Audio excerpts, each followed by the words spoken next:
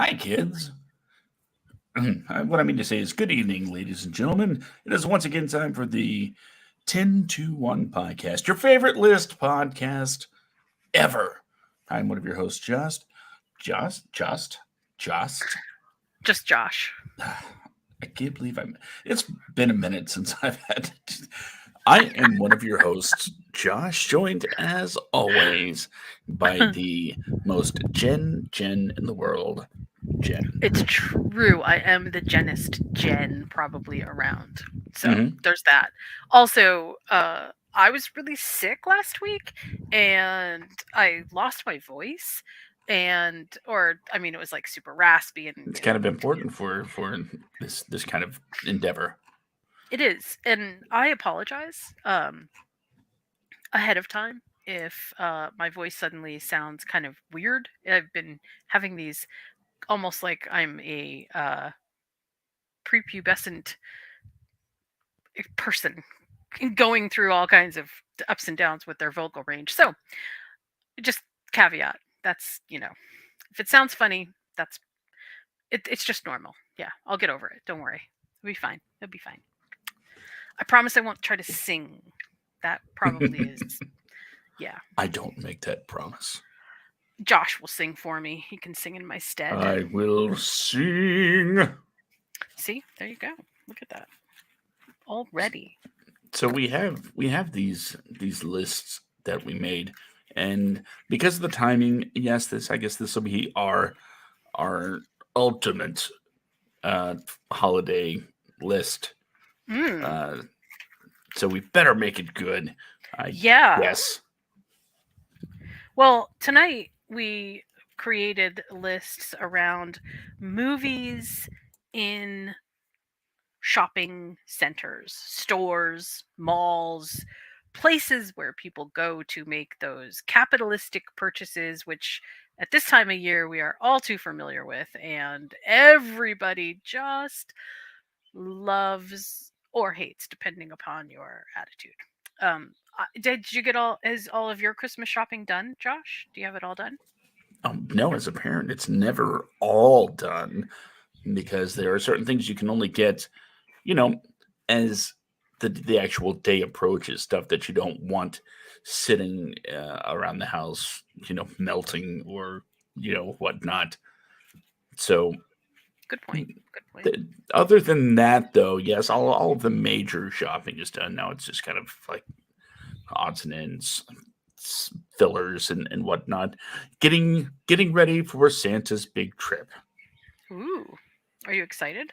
I'm always excited, especially I'm going to get this cheap plug in early Christmas Eve from 8 p.m. Eastern to 11 p.m. Eastern. It's 3 hours of a very Wadco Christmas. I don't know, but A very it's Watco Christmas. it's the um it's the eighth year um as an individual entity, but it's the 10th straight year of me doing a Christmas Eve broadcast. Nice.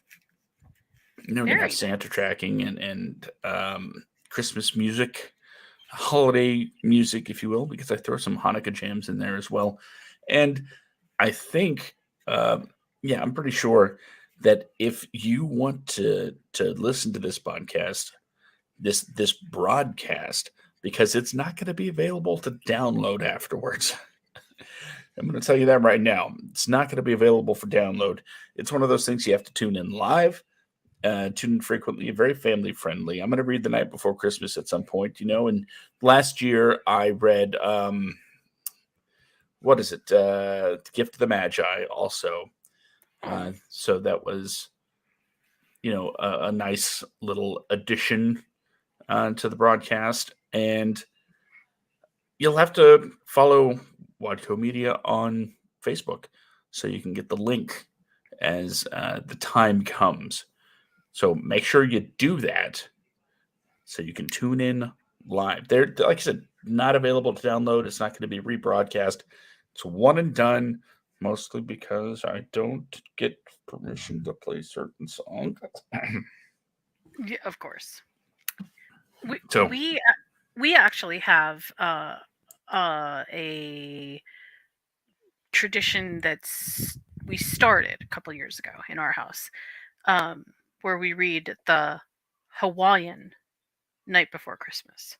And if you're not familiar with what pigeon is, pigeon English is it, it, it's an it, trying to think of a good way to explain it. It is basically Hawaii local speak, and all of my kids grew up speaking pidgin or knowing how to communicate pidgin. And the book is written just hilariously. Hilariously meaning, like, there's a lot of references to Hawaii. Obviously there's no snow. Santa comes in on the ocean. It's super cool. So we sort of love that.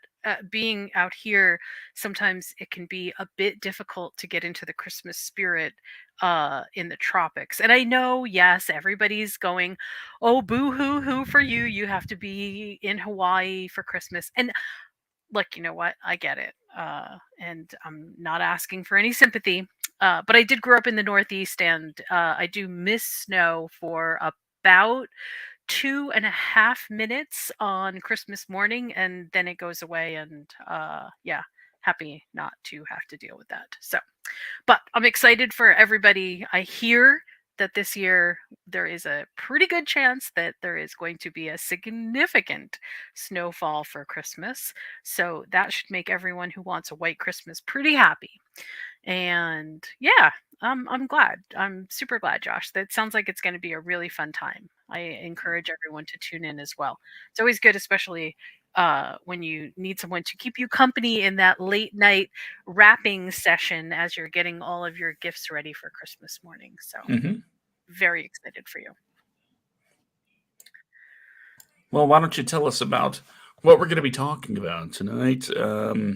Well, I did bring it up. This our list tonight Hmm. about Hmm. all of the places. Well, no, not all the places. Our list tonight is about movies that take place in either shopping centers like the mall, or, you know, a store, a place where we shop, places where we shop. And I kind of left it open a bit because I think there's plenty of shopping places that don't need to be called quote unquote the mall for us to, kind of know that, yeah, no, these are shopping places. And I think that this should be a pretty interesting list, seeing as how we do tend to make a lot of movies around places where we purchase things, where we do our shopping. It's definitely it's either a very intimate place that we know very well, or it's definitely the meeting place. Like, a lot of people go there, and so we get a huge swath of characters from all different walks of life, because let's face it, everybody's got to shop at some point. So it's kind of cool. I thought it would be an interesting list. Well, I am doing something I think is very special. Oh, Yes, I'm creating a banner that is oh, going to scroll across the bottom of the screen. You hear the clicking? You I hear hear the clicking. you hear that? Okay, adding the banner to the um, thing here. So what's going to happen is when we get to your number one, Uh huh. I'm going to hit that banner, and I'll let you say what your number one is before I hit the banner, Okay. and it is my prediction of what your number one is. Oh, okay. So I'm Well, calling your shot, I guess. do, do, I wonder if you know me as well as you think you know me. I We guess we'll will see. I guess we'll see. I guess we'll see. Well, okay, can I make one prediction that of a movie that I think is on your list, and see if that bears out? You don't have to tell me where it is, but I'm going to make a prediction. You ready? Are you ready for it? Uh huh. Okay. Paul Blart Mall Cop. Did not make the list. Really? Okay. Well, I guess I don't know you as well as I think I know you. I'm not sure. Do you like me after a guess like that? I just figured it was, it's that kind of weird, comedy. I don't know. I don't know. Well, I will say that when it comes to my list, I had a difficult time finding um, movies that like take place like pretty much entirely in a shopping area. Really? Yeah, on my list of films that I've watched anyway. So Ooh. I kind of, I guess, twisted your topic a bit and made sure that a retail establishment at least had a very, very major, um, I don't know, point. It was a major part of the plot. Right. So part of the setting of the film is retail, is a mall, a store, stores play a prominent part of the movie. I mean, Hmm. there's a part of me that feels like, the movie Jingle All the Way. That would have been a perfect movie because a lot of that movie is spent in stores. A It's lot of not it. Yeah, it a almost made my store, list. but there's a lot, right? So anything like that, I think, would totally fit in our list category for this week. I need to get the Tilbo medal for Jimmy. Oh my god, you know what? That movie, honestly, it didn't make my list either, but I have a very special place in my heart for that movie. It's just, I don't know. There's something about the dad energy in that movie that just makes me super happy. Hmm. I It's very much like it's it. aspirational for It sure. it is. I mean, it's also ridiculous and over the top, but it is Yeah, a very little bit, fun. a little bit. It's very fun. All right, well, you start this time. What is your number 10?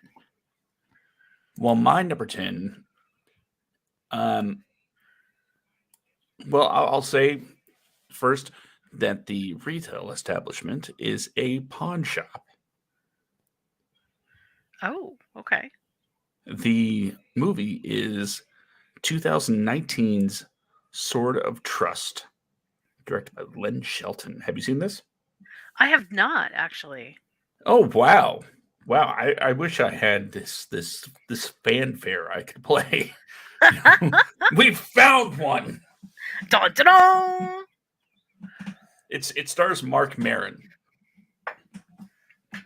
I know people have opinions about Mark Maron, um, but the fact that people have opinions, I think, kind of proves that he is worthy of a bit of the zeitgeist. But here, the story is kind of nuts, right?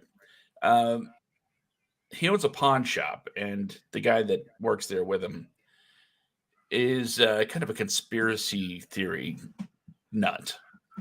And these two women come in, and they're trying to pawn what they call a an authentic Civil War Confederate sword. You know, sword of trust. There's the sword, Hmm. and their proof of authentication was like a hand drawn picture that looks really old. And they're like, "See, that's the sword in the picture," because it's like a ceremonial scene of like the surrender or whatever. And they're like, "That's it. That's the sword," and it's just this little cartoon drawing. And they're like, no, no, we're not going to take it." But then the conspiracy nutter friend finds through his, you know, he watches YouTube videos, and he finds this video with this guy that absolutely believes the South secretly won the Civil War, but they had to say the North won to kind of keep everybody um, at bay. You know, the big conspiracy that Hmm. the South actually won the Civil War. And he is Hmm. willing to pay top dollar for Civil War memorabilia. So that gives Mel, Mark Maron's character, the idea, we need to reach out to these ladies and try to get that sword. Ooh. So then the idea is they're going to pretend that they believe the South won the Civil War to sell the sword to this guy, and hijinks ensue. Wow. I mean, it sounds great. It was very interesting. I liked it a lot. I I can't think of anything negative to say about this. Mark Maron does his best Mark Maron impersonation, and everyone else, it's like it's an indie film. What to get from like an indie comedy. It's not going to break any boundaries, and it's not going to blow any minds with how amazing it is. But you know what? It's a good movie, Mm. and when it comes to just a simple comedy, that's good enough. Not every, there's this idea that, well, if it's indie, it has to be like mind altering and really blow apart, everything that comes from major studios. You know what? Sometimes it's just it's okay to have a good movie. Oh my god. Well, I mean, So it sounds good. I'm actually kind of impressed with just I'm impressed with the overall sense of what it could be about. It sounds like it could be great. it was definitely worth a watch, and that is why it's my number 10. Okay. Okay, so my number 10 is kind of a weird movie. Um I actually really love this movie though. It's one of those movies that's like um uh either you love it because it's so quirky uh and because it has all of the elements of things being metaphorically in place, or you hate it because why are you being so preachy to me? And or you hate it because you just don't like stories of cannibals, which I guess that's valid too. This movie is called Shopping Tour.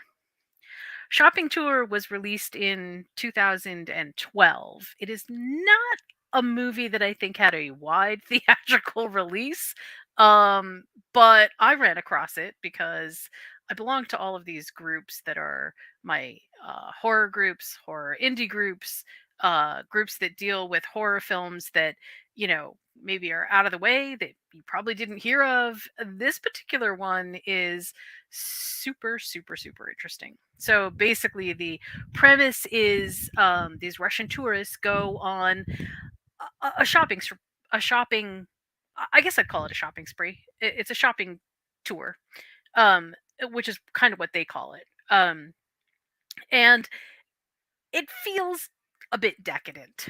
Um, but they go to Finland, and part of the reason that they go to Finland is because there's things that they just can't get where they live, and it's kind of like they're trying to partake in Western decadence, and what they get is Finnish cannibals. So cannibals attack them, and it is it's also one of those movies that's like it's found footage, so it's kind of disjointed and perhaps more often than not seasick inducing, which I always rail against and hate.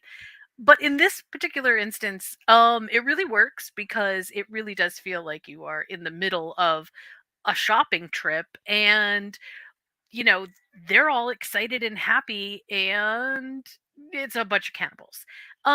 It you shouldn't confuse this particular movie with the movie like Dawn of the Dead, where they are at the shopping mall and zombies are trying to get everybody. It's not quite like that because they're not zombies. Um, this is totally different. It has a different feel. It feels a lot more organized. And as strong as the metaphors are in Dawn of the Dead, Shopping Tour has, I think, an even stronger message about the hoax of capitalism and how inevitably it ends up eating us all. I really liked this. It's not the best cinematically, but just from the premise of let's go shopping, what could go wrong? Well, apparently a lot could go wrong, and I absolutely loved this movie for that. So, Shopping Tour 2012. It is a foreign release. And if you watch the tags very carefully, it is created with these tags: comedy, thriller, horror. So it has its moments of just pure ridiculousness, which is where the comedy comes in. But it absolutely is on point with the horror thriller genre. So really good, really good. Highly, highly, highly recommend. So that's my number 10. That was not expected.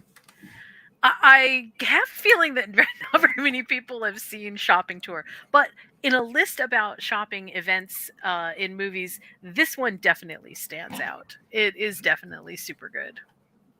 It's in shopping's in the title. Wait. Yeah, how could Yeah. you go wrong? How could you go wrong? Well, I guess my number 9, the store in question, it is a singular store, is Bed Bath and Beyond. Why? Because it is how the adventure begins for a little movie called Click, Oh. 2006, directed by Frank Karachi. It's a simple premise. What if you had a remote that controlled your universe? A universal remote that controls the universe. You can pause live action and, you know, fast forward through the boring bits. It's a pretty decent platform to do some funny comedy bits. But by the end of it, it sort of becomes a look at how much of life that you just let pass you by. Even the fights, the dull parts, the chores, the little things that sort of make you feel alive, even if at the time they don't. It comes down to a very important lesson that not 1 second of your life should be skipped, because it is it's just the one thing that you can't get back, unless of course you're friends with Christopher Walken. Then you kind of, that's neither here nor there. But I know a lot of people aren't fans of the Sandman, Adam Sandler, but when it comes to comedies that are sort of not just thought provoking, but it's a little heart provoking, it's it hits me in particularly hard to see this movie about someone that's just okay with letting his life pass him by so he can get to the good parts, and then eventually it gets so out of control you're at the end, and it just seems like you haven't experienced as much of life as you thought. And here I am, at 40, thinking, wait, wasn't it like the 90s 2 weeks ago? And I feel very relatable to the message. So no matter how you feel about the guy that stars in it, I think if everyone just takes a second to kind of glance at the message that's being told here, maybe they'd not slag off on it as much. Huh. 'Cause it moved me. It moves me every time I watch it, and I've seen it multiple times. Again, it does have those cheap, somewhat adolescent laughs that you would expect in a mid-level Sandler flick, but comparatively speaking, the message is deeper than most.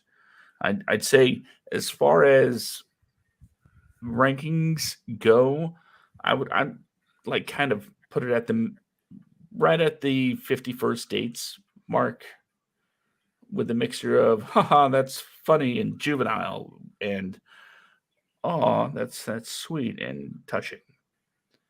So if you're looking for that kind of mix, my number 9 click will do you right. You know what? That's another one that I have not seen. Holy crap. Nope, I have not seen that. Interesting.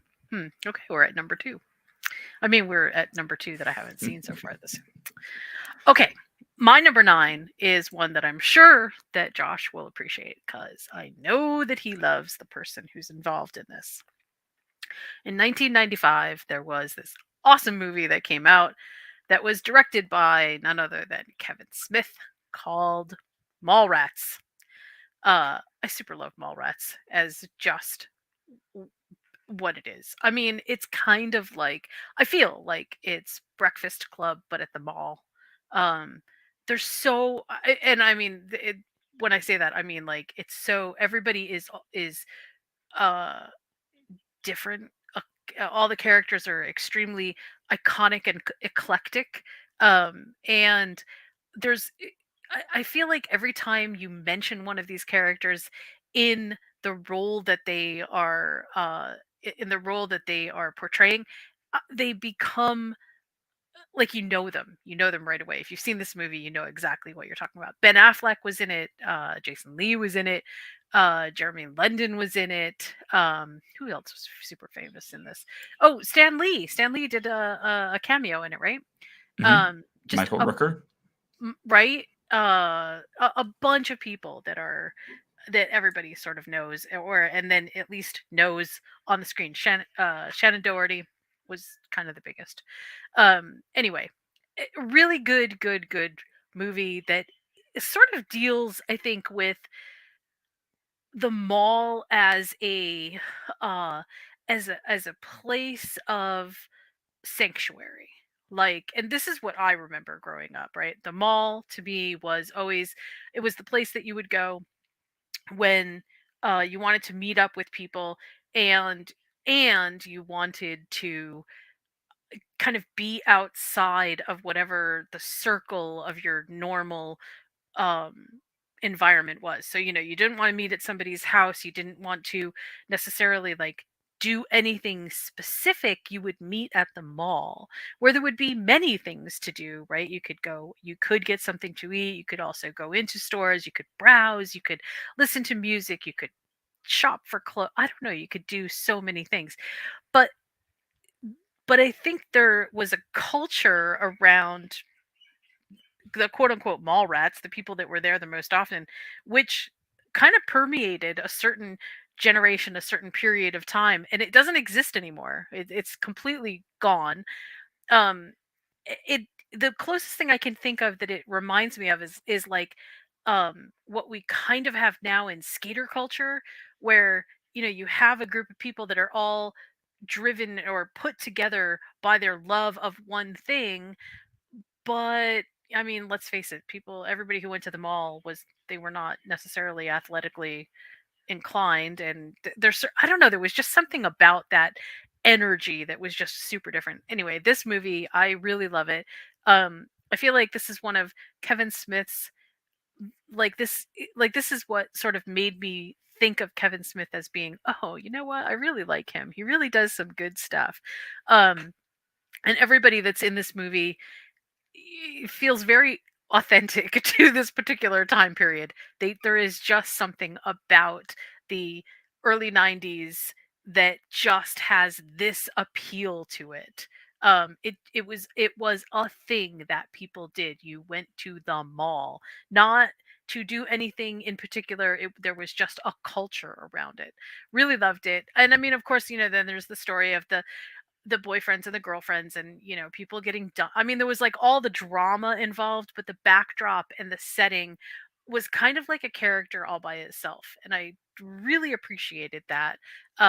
It was definitely a very cool movie. So that gets my number 9. Number 9 is Mallrats by Kevin Smith, 1995. It's a schooner. A schooner. Yes. Also a excellent Easter movie. Explain why you think it was a good Easter movie, Josh. Because it takes place at Easter. Well, yeah. They beat up the Easter Bunny, Jay and Silent Bob. Those That's scamps. That's what I was looking for. Yeah, they beat up the Easter Bunny. It's a very fun movie, and it's very. If you like Kevin Smith, it was very Kevin Smith. Would you like a chocolate covered pretzel? Oh God, sometimes Kevin's. I have to say that in later. Well, we'll do that another day. But anyway, yes, I feel like this was actually a really great movie that wasn't just about retail therapy. It was about it was about the culture of being there, which is we just don't have places like that anymore. They don't exist. Well, I will say this about Mallrats. It's one of those movies that I can chime in on. How about that? It's the first movie that Kevin Smith got to make with some sort of studio backing, and they said, "No, you're not casting all your friends. This is Hollywood. We have people in place for that. So you're going to have Shannon Doherty, and you're going to have all these people." And Kevin Smith's like, "Okay, let's make, we're just going to make this movie. So let's do it." And the fact that he was able to pull that Stan Lee cameo for Jason Lee, and right, everything. For years, Kevin Smith apologized for making this movie, and for years I said, "Don't." I know, right? It is definitely a sign of the times that it was made, and that is not a bad thing. We need these cultural benchmarks in our lives, and back then, the '90s, the mid '90s especially, you were getting a lot of, just in general, I think being a teenager has always been very glossy on the big screen, right? Everybody's wearing the perfect thing. Everybody has the perfect family life. And yeah, there's drama with, relationships and things like that. But, these guys, let's face it, they're not good people. No. And the fact that, the guy's girlfriend breaks up with him. So he's like, "You know what? I'm going to destroy her father's future." And his big plan was to propose on the Jaws ride in Universal Studios, Florida. That's his big romantic gesture. "I'm going to propose on the Jaws ride." It's pretty bad. So he's just, "I'm going to destroy her father's show." Yeah, that'll show her. Or that'll win her back, or you know what? It doesn't matter what the whole point was. The fact is, it showed a lifestyle in the mall and in a flea market. Yes. I mean, honestly, if you're looking for characters of pure Paracon, this is not the movie for you. These characters are definitely what's the best way to say this? As flawed can be. Mm-hmm. So they're pretty ridiculously terrible. Yeah, they're actually awfully terrible. All right, so what's your number? We're at number 8. What's your number 8? My number 8 is actually it's a movie that I've mentioned on here before. I'm kind of trying to find the. You know what? Never mind. I'm not going to look for it. My number 8 is Relish. Have you watched that yet? I don't think so. What is relish? That does not sound familiar. Oh, you're batting 1,000 tonight. That's so weird. So weird. Okay, you mentioned The Breakfast Club earlier. So this is a 2018 film directed by Justin Ward that is like The Breakfast Club on a road trip. Ooh. It's five teenagers who escape from sort of a not quite mental facility, kind of a halfway between, you know, I guess halfway between freedom and a sanitarium. They're kind of just getting checked out. Hopefully, some meds and some therapy will kind of clear up their heads a little bit so they can, you know, continue about their lives. So they escape from this facility and decide that they're going to go to this big music festival. But along the way, their backgrounds are so varied. It's not like they were in the place and they were like, "Hey, we're best friends. So let's go on this adventure together." No, no. One of them decided that they were going to escape, and everyone just kind of like saw, and they're like, "I want to go too." And some of them don't get along. Some of them do. Some of them have crushes on the others. Some of it's a convoluted teenage mess as far as emotions go. And Wow. to me, that's kind of legit. So they're on this road trip, and the store in question is this sort of secondhand shop where uh, they they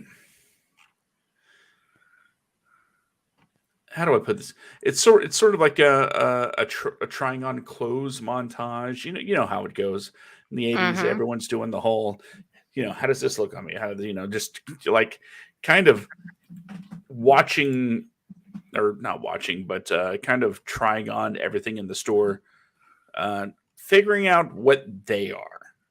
You know, they're looking for their own identities as through not only as they change inwardly on this journey, but now they're changing their appearance, and that due to an incredible performance from Brian Wallace as Nova Charisse, it is he becomes sort of like a spirit animal for them for the moment, telling them just be yourself. That's what you're here for, to figure out who you are. um and all of this transition takes, like I said, a more physical form as they're changing their outward appearance to reflect how they feel on the inside. And that's not the only story in the film, though, because the name comes from a truck stop slash gas station named Relish, where the story bookends. It begins and it ends um, at this gas station, and the characters are amazing. Tyler Dakiara as Kai is like phenomenal. Hannah Hayes, Mateus Ward, the kids are great. The kids are great. Although saying kids now, it seems it's been 4 years. I'm pretty sure they're all way beyond grown. But at the time, seeing all these kids, and because um, of some of the characters' uh, identifications, um, the way it talks about how they identify their identities. Um, I really don't want to go into it too much because it's very personal for me, and it would be to you as well, I think. Um, to watch this movie and see how teens are reflected when we both either have or had teenagers in our lives. Hmm. So I highly, super highly recommended Relish. It is an amazing movie, and I guess I'm gonna do a full disclosure thing. Full disclosure: if you're familiar with vodka media and all of our podcasts, you know that uh, the director Justin Ward and Nova Sharice Brian Wallace have been on the podcast, and Brian is in fact uh, plays Simon Fallon in the Bad Agent short film that Brandon, the co-host of the Whitecast, produced. So this is also very kind of close to home as well. Nice.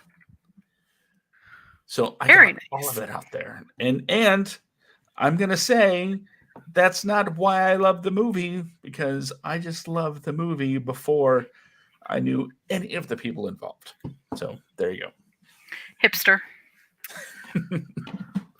Well, I just don't want people to think I'm adding things to my list because it's like, of course you're going to add that to the list. You know those people. Actually, I think that's maybe a perfect reason to add something to your list, but okay. We'll Yeah, let that one slide for now. don't want to 'Cause advertise that though. personal bias is definitely always a good thing to bring uh to your movie expression when it comes to sharing your ideas about what you like and dislike. And the reason Yeah, is because you're when you feel like a movie has captured something that you found enjoyable, that you find some kind of understanding in, the idea is not to sell something that is homogenized for, hey, everybody. It's, hey, this is what I found to be really enjoyable about this. It hit me here. And personal bias, I think, is actually a part of that. And it's a good part of that. So never be, never shy away from your own personal bias when it comes to recommendations for movies and entertainment, because that's part of how you sell it. You know, part of what makes somebody want to participate in it is your own sense of enthusiasm about it. So, yeah, it's on just throwing Peacock and Tubi. nice. Well, my number okay, I'm at number 8. My number 8 is so this movie takes place in a shop. Um there are some scenes that are outside the shop. Um one of them iconically is in a dentist office. Bet you can't tell where I'm going with this one. Um I love this movie so much that just seeing a picture of the store makes me super happy. I would say we probably watch this movie at least once a year, sometimes twice. It's just that fun for us. It is the 1986 movie Little Shop of Horrors. So it takes place in a flower shop. And the flower shop is not doing so well until this crazy plant finds its way into the flower shop, um, and it sort of changes the entire dynamic, both of the shop itself and all the people that are around it. Um, the plant is named Audrey 2. It's such a fun movie. the the the shop part of, or the shopping part of this movie, first is nobody shops there. You know, few people buy flowers, and they really rely on those few people to buy flowers. um the second part of it is, once Audrey 2 is sort of like exposed as, hey, this is something to look at, all of a sudden everybody wants to buy flowers there. Why? Why does everybody want to buy flowers? Well, I mean, you know, they obviously they want to come see Audrey 2. But there's so many cool messages in this movie, and a lot of them have to do with sort of ignoring the signs around us of imminent danger and disorder and yeah, impending doom. And continuing to go forward because we have our own agenda in mind, or because we are so traumatized by what we think we deserve that we don't end up getting what it is that we really want. Um, I absolutely feel like the Flower Shop and Little Shop of Horrors is one of the best settings for a movie that you could possibly get. It's simple, it's direct, and it encompasses every single thing that needs to be said. Audrey 2 is not just a plant.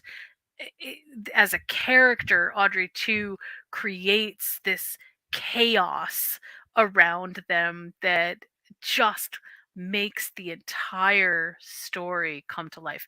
In the 1986 version, because it's a musical, there are these muses, and the muses sing lots of, I would say, narration that kind of lead up to all of the different other song pieces that then kind of fill in and make the characters whole.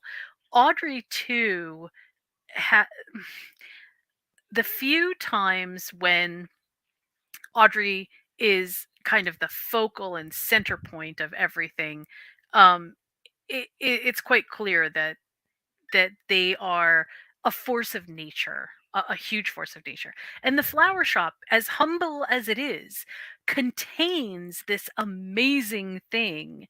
And it can't break the boundaries of the flower shop without Seymour's help. That also gives the setting, the store, this really fundamental important aspect, which sometimes I think also, just from a metaphor standpoint, we forget. And that is that sometimes we're constrained, no matter how powerful we are, we're constrained by the four walls around us because that's what we know. We know these four walls. We don't have any way to escape them. I really loved this movie. It was such a good movie. And from a shopping perspective, I don't think you can get better than The Little Shop of Horrors. So, 1986. Little Shop of Horrors. I know you've seen that movie. Suddenly Seymour. Also, I will say that we do sing along to this movie.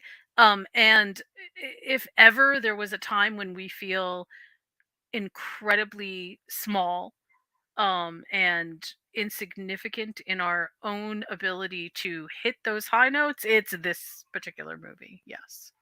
We do not come close. Although it's great to sing along with Steve Martin. Steve Martin's song is just the best. You'll Be a Dentist is just amazing. Love it.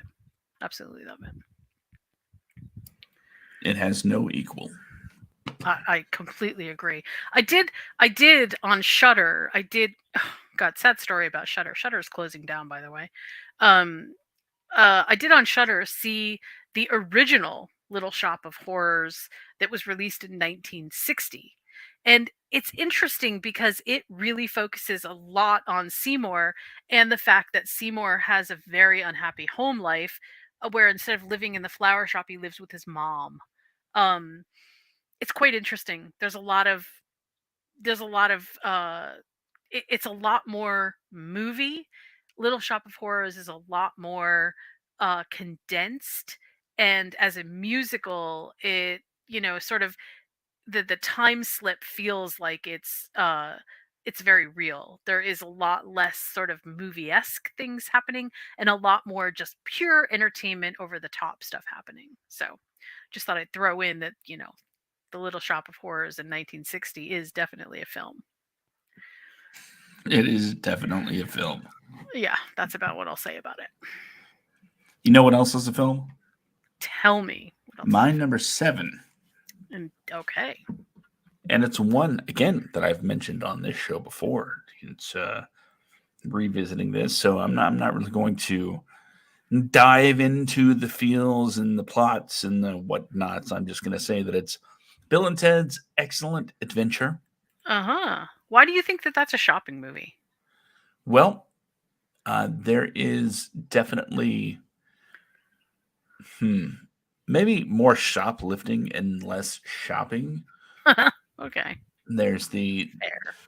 very in particular sequence at the mall where you have Joan of Arc who winds up leading an aerobics class, and Abe Lincoln winds up in I guess one of those glamour shots photo places. Hmm. Um, Socrates and Billy the Kid are kind of cruising the mall, checking out chicks, as they would say back in the day.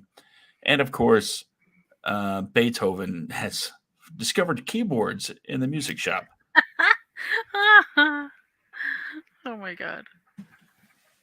But then they all get arrested because Jones basically killing everybody in the aerobics class because she is a warrior and the girls at the mall are just that, girls at the mall. Abe Lincoln is mistaken for someone that is like, okay, pal, give me the hat and the beard back. But these are mine. No, give them back. And he takes off running, and it just winds up being a giant cluster. It becomes another way in which Bill and Ted have to save themselves from failing their assignment. Because while these historical figures are wandering the mall, they're off looking for Napoleon and ask themselves the question, if you were Napoleon and you were in San Dimas for one day, where would you go? And they look at each other, and like Waterloo, the Huh? water park. And yeah, that's where they find him. It's funny because like you lost Napoleon, and they're like, yeah, he was a dick. So Wow. that it's important that everybody gets arrested. So Bill and Ted can kind of have that face off with the adults uh, that they've desperately lacked in their own lives. It became less about just having these historical figures in a very fish out of water context and led to kind of a catharsis for our leads on their way to eventually making the music that changes the universe. The mall sequence is not not as iconic as a lot of shopping scenes throughout cinematic history, but it's definitely one that shouldn't be overlooked when it places the importance of a mall in a teenager's life in the mid 80s. That was an incredible place to be for a young person. And I thought it was very interesting to see what these historical figures might have thought about such a place. Um, and it didn't fail. Uh, and that's why it's my number 7. Nice. All right. My number 7 is a movie from 1986. Man, I am definitely in the 1980s, aren't I? Is a movie from 1986 that is kind of iconic in the sense that if you say the name of this movie to anybody who watches horror movies, slasher movies, they're gonna go, "Oh yeah, that's a good one." It definitely has a cult following, um, and and the premise is so simple. It's called Chopping Mall. Um, Chopping Mall is not. It, it stands above most movies that just are, killing spree movies. Um, it's a lot more. It's a product of its time. Okay, and when I say a product of its time, I mean in a similar way to today, where we are always inventing new ways that the internet is going to rise up and destroy us because that's what we think is going to happen, and probably we're right. Um, this movie deals with some harder tech, and basically there are these three high-tech security robots that end up I don't know, they go bad. I don't even know how to describe what happens. They just go bad. And they start to kill all of the, of course, teenage employees after the mall closes. It is one of those uh crazy kind of movies that um doesn't have a lot of plot other than it is definitely just a movie about robots rising up and killing us. Um, it's Terminator without any of the philosophical questions that Terminator brings up. Um, it's very, very entertaining, but not very plot heavy. The reason that I like this is because, first of all, the mall, the place that they're in, um, is both a sanctuary and obviously for the robots that are the killbots that are on their murderous spree, they know the landscape really well. The people have to use basically the mall to sort of create hideaways, places to figure out how they're going to, get out of harm's way, but then they also have to use the mall to figure out how they're going to destroy these machines. It is quite an interesting concept altogether. And the mall itself, as I was saying before, it kind of acts as its own character in the sense that it's these we don't see these places anymore.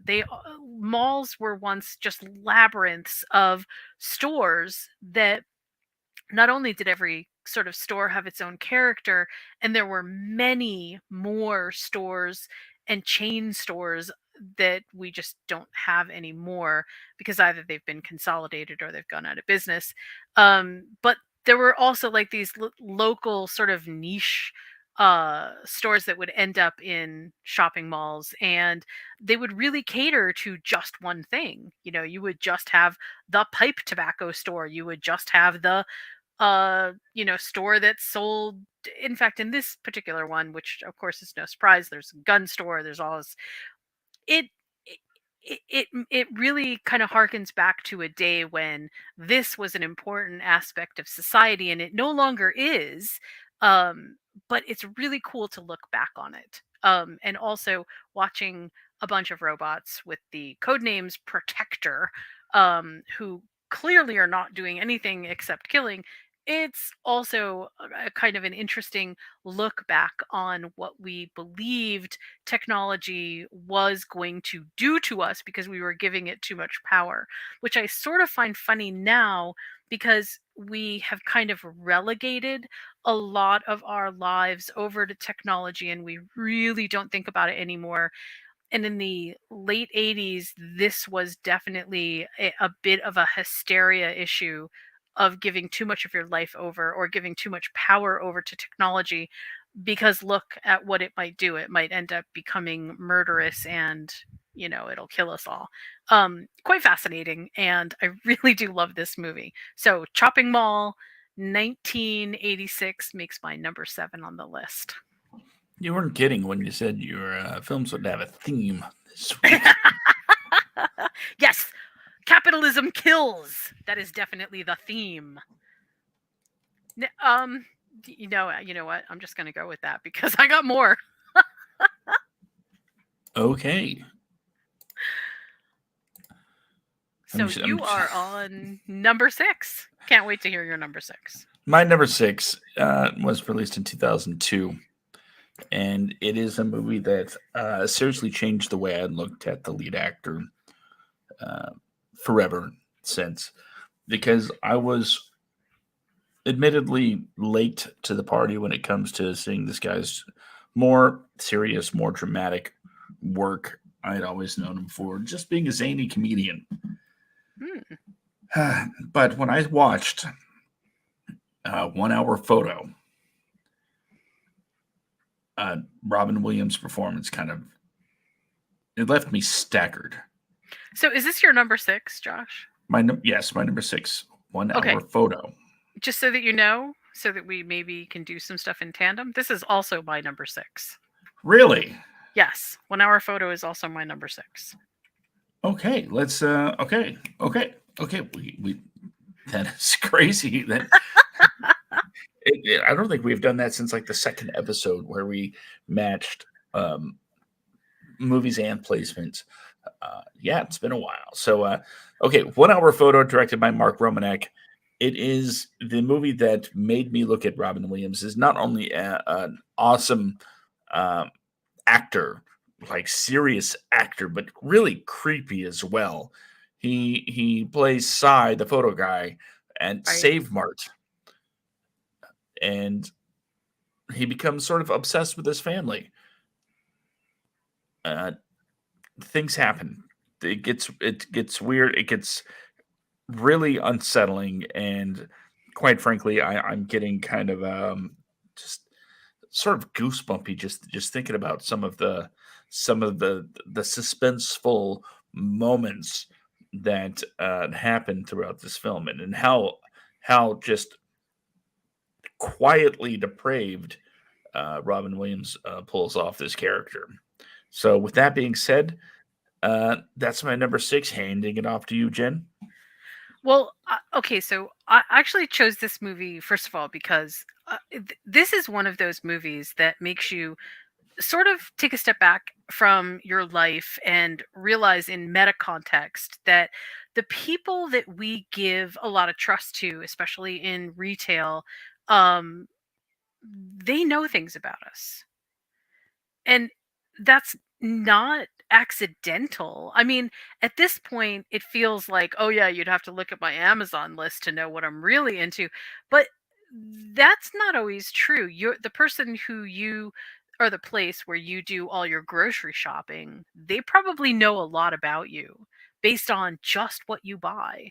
And 1 Hour Photo just takes that to the, it kind of catapults that idea where Sai believes that basically he believes that this person who he has idealized, she it becomes this idyllic person in his mind, that her husband is having an affair, and he inserts himself into their lives in all of these different ways, which is just absolutely crazy. I mean, part of it is half stalker, but there's another part of this which I think is really interesting, um, which is the family's sort of side, because they too are dealing with sort of like, their own kind of trust issues, and they place so much trust.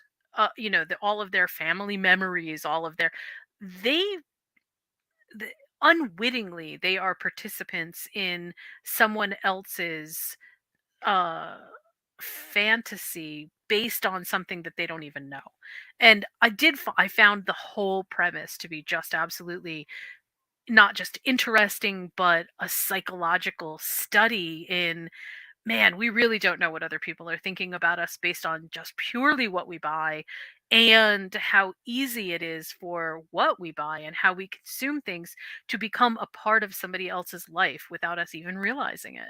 That's really interesting to think about. I mean, I find that very interesting to think about.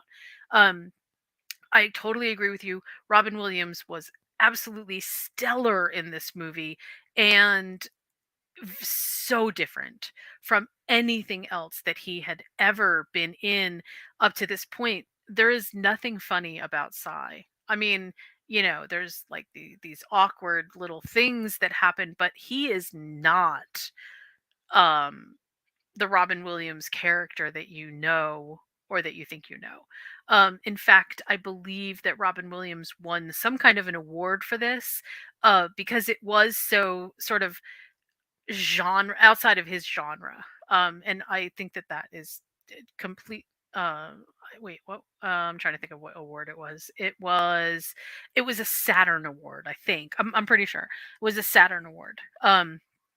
and Yes. and it and it was okay, good, thank you. And it was, even that was sort of amazing, because I think the reason that he got the Saturn Award was because it was so out of his normal niche of performance, and he just really nailed it. The other thing that I really liked about this, which I also feel like has a lot of um interesting aspects, is that most of this story actually takes place just with Psy, um, either in the 1 hour photo or people interacting in that spot. And also in this world that is really just created by Psy. And that also, I think, makes setting so incredibly important for the movie itself. Um, this is another thing. We don't have 1 hour photos anymore. Well, I mean, there are a couple, but we really don't process film the way that we used to. Everything now is digital, so you're not using fixer and toner and developer. You are creating just digital images, and that's it. In the past, and I know that this, maybe I don't need to say it, but I think it's important. Um, in the past, when you gave somebody your film to be developed, you were giving them access to every picture that you had taken. To me, that's like turning over your phone camera to somebody else and saying, "Okay, here's all my images." And other people get to see them. To us today, that feels very uh like invasive. There's privacy issues to that.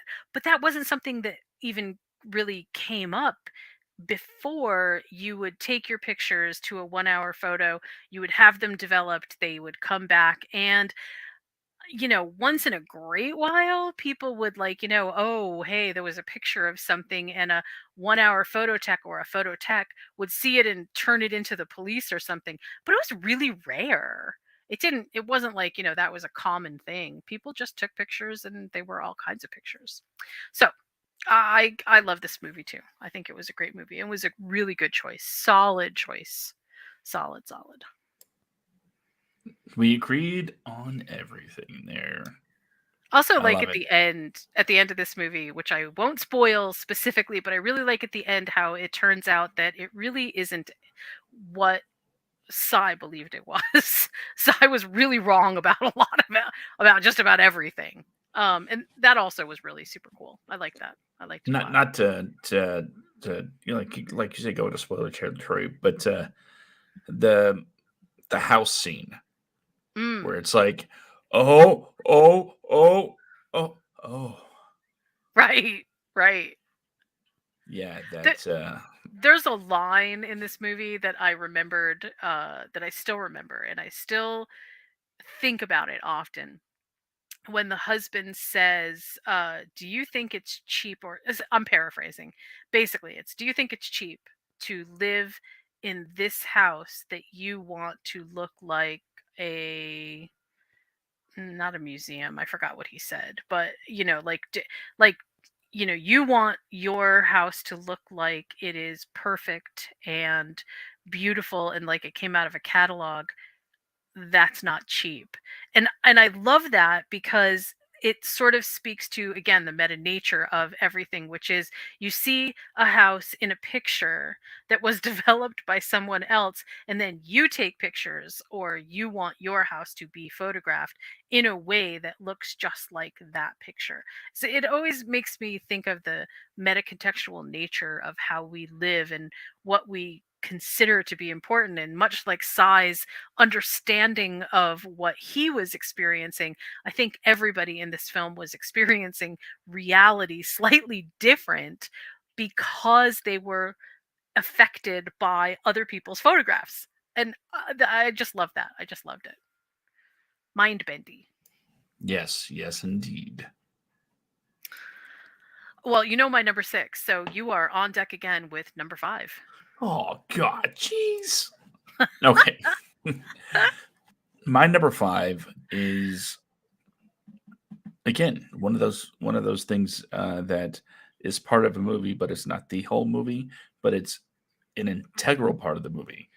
So I added it to my list, and here's the thing: this place was so integral to what happens that they recreated it in real life, and I've been there at Hmm. Universal Studios Florida. I'm talking about Harry Potter and the Sorcerer's Stone, or Philosopher's Stone, and Diagon Alley. Ooh, good choice. Yeah. Diagon So Alley is great. not only is it's not just a store. It's a collection of places that every young wizard needs to visit before heading off to Hogwarts. Whether you're picking up your owl or picking up your books, maybe you want to get some ice cream, um, or some jokey jokes, some tricky stuff, to be able to have on the the Hogwarts Express, or maybe you just need to stop by Gringotts Bank and make a deposit, make a withdrawal, meet meet some trolls. There were Meet some trolls, right? trolls. So Diagon Alley is so essential to uh, this, not just this movie, but the entire series. This is where Harry is really first engulfed into the wizarding world. This is where he kind of sees it as more of an actual world rather than just, you know, oh, this guy with a wand or an umbrella has come to free me from my awful family. Which, by the way, going into a little bit of a hmm, spoiler theory, I guess. The theory that I've seen floated around that hasn't exactly been kind of, you know, hammered down in the books was the reason why his, family was so awful to him, his aunt, his uncle, and his cousin, was because of what was, uh, spoilers, I guess, put into him by Voldemort, and how people react when they're around those specific items. So yeah, that's about as spoiler as I'm gonna get. Because believe it or not, there could be somebody out there that has not been exposed to any of this.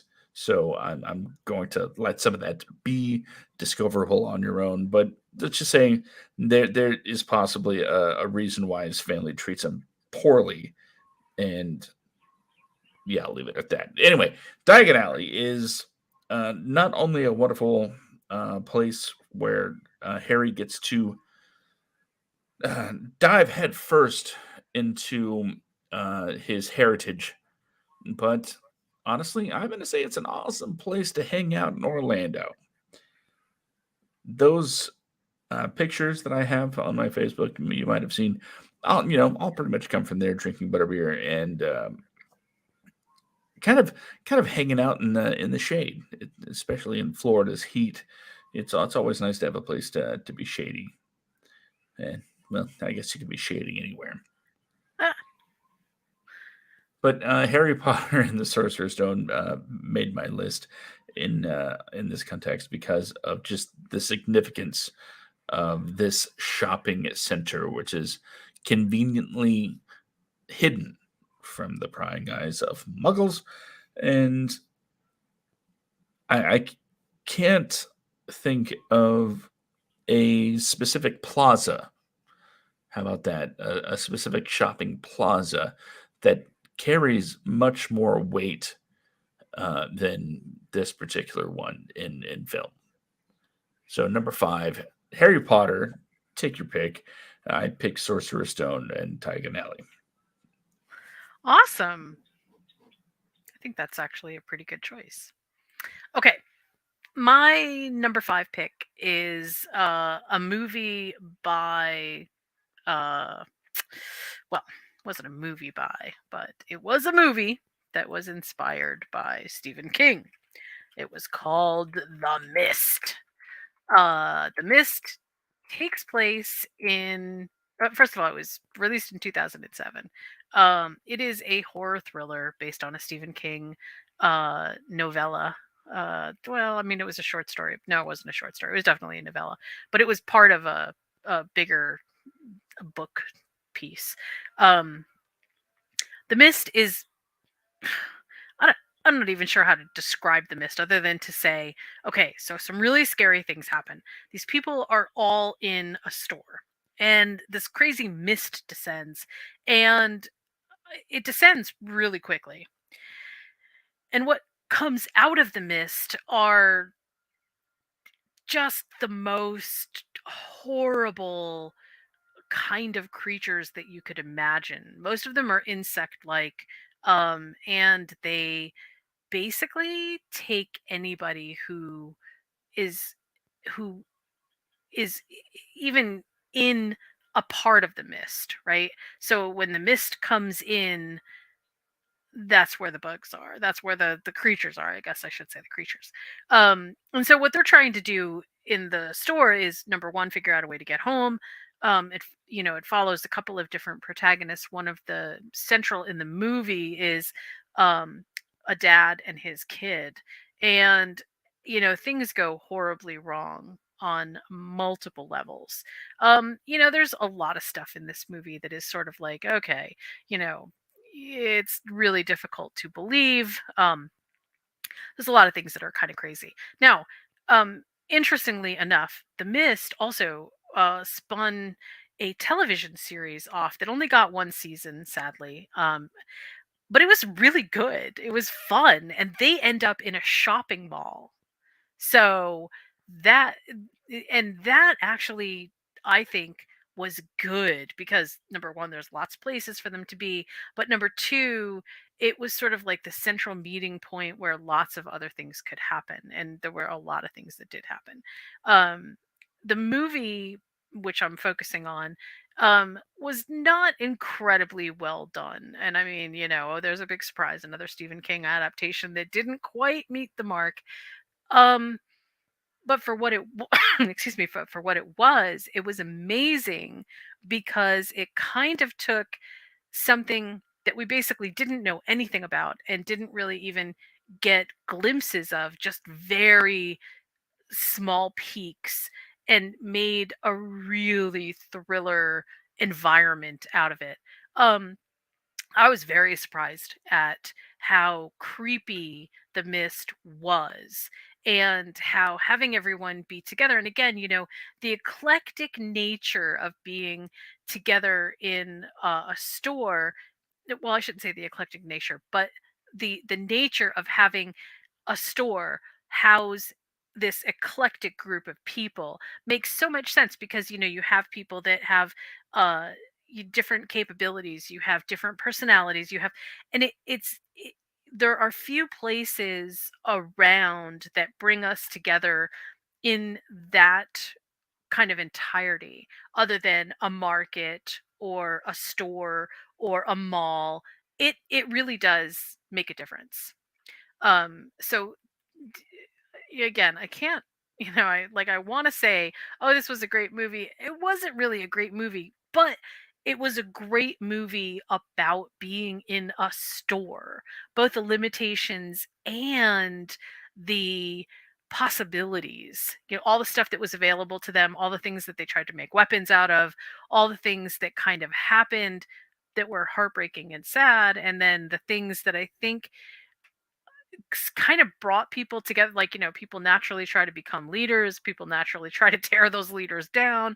Things don't always go as planned, and I do think to that end the mist succeeded in it, kind of being a little bit of a mini study in human psychology, especially when confronted by the unknown in such cataclysmic proportions. So it gets my number 5 pick, The Mist. I guess you could say your pick wasn't a miss. It was a swing and a mist. There you go. Okay. Yeah. That works. I had a pun for one of mine. I don't remember what it was. Oh wait, yes I do. We should Yes, I really do. move on to your number 4 though before I start getting misty-eyed. Ah, well, I guess I better move on to my number four so you don't get misty eyed. Because if I didn't, it would be it would be a big mistake. A big mistake. That doesn't make any sense until I tell you my number four is Pretty Woman. Oh, God, I thought about Pretty Women and then I thought, nah. It's one of those. I gotta be honest. It's less about the store, and it's less about the shopping as much as the immense feeling of happiness that I get when a smug salesperson. And don't get me wrong, my heart is out there to everybody that works retail because God knows people are awful and customers doubly so. But when you're in kind of a snooty position and you treat your customers poorly because of what they look like, to have one, you know, kind of have their comeuppance is intensely satisfying. You work on commission, right? Mm-hmm. Yeah. So, yeah, someone just to have that, I'm going to shove this in your face now because I've got the money to shop here. In fact, I was very specifically told to buy as much as possible.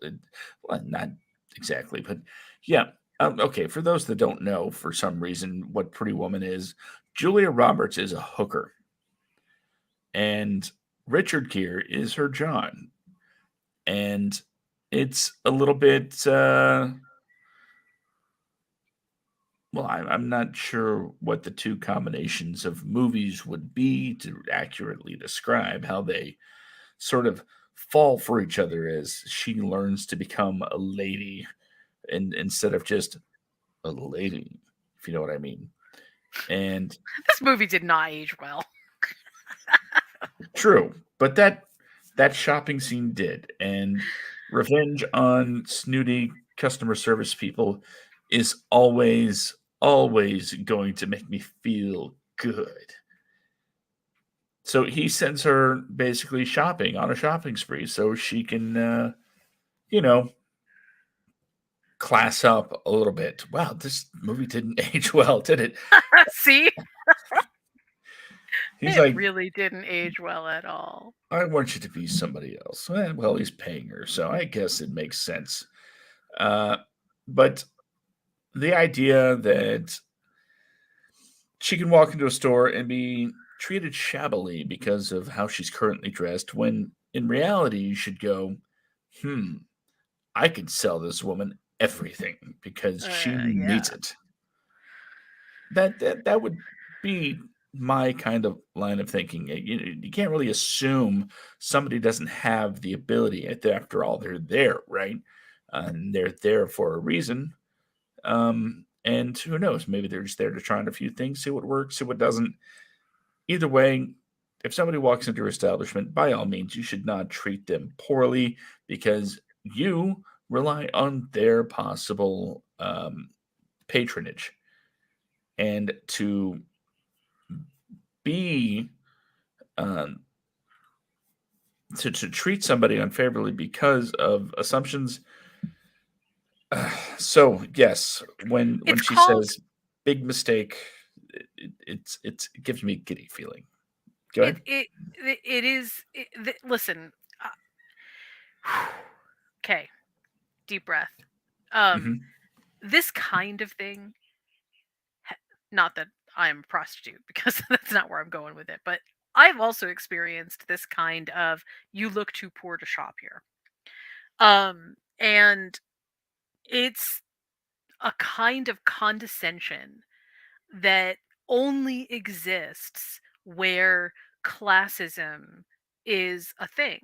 And I mean in retail, classism is just freaking everywhere.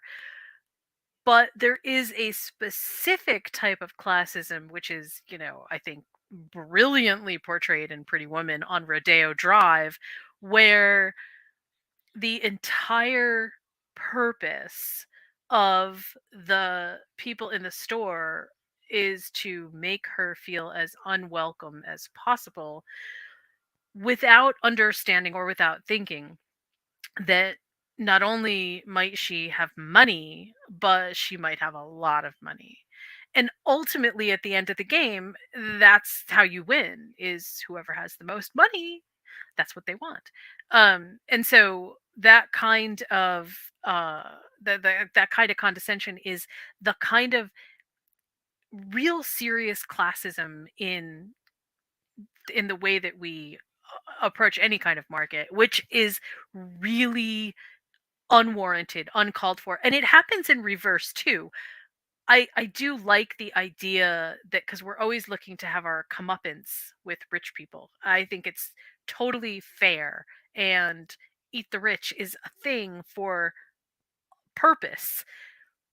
But it also happens with people who are not rich, who just look at other people buying things and go, ew, why are you buying that? Or you don't look like you can afford that. Or, oh, my favorite, and this is not a Pretty Woman thing, but this is the kind of thing that I think Pretty Woman is trying to preach to. How dare you?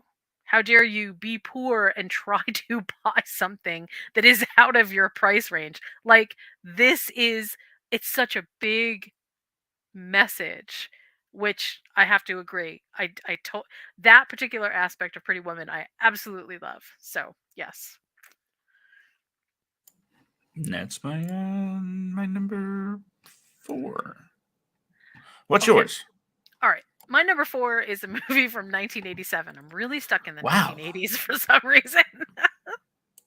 And this movie, I cannot actually say that it was a good movie. It really isn't a good movie, but it's so fun and it is so iconically 1980s. Like, I mean, there's so much 1980s goodness in this movie that, like, you can't watch it and not feel like you just stepped out of the DeLorean time machine. It's just really fun. And it couldn't exist without this particular, without the setting. Now, I personally felt when I watched this that it was a extension of this Twilight Zone that I had seen many years before that, and thought, "Oh my god, they just took this to a brand new level and, made it funny and silly and whatever." And it's kind of like one of the original template versions for what I would call a rom-com. It's not really a rom-com because it's just too silly, but it is fun. And I think it definitely deserves a spot on my list. It's called Mannequin. Basically, the premise of Mannequin is exactly what you would think. This mannequin comes to life. It's a Pygmalion story, right? And the person who falls in love with the mannequin uh realizes that they are not they are the mannequin is alive, but it's not always what everybody else sees. So sometimes the mannequin goes back to being a mannequin.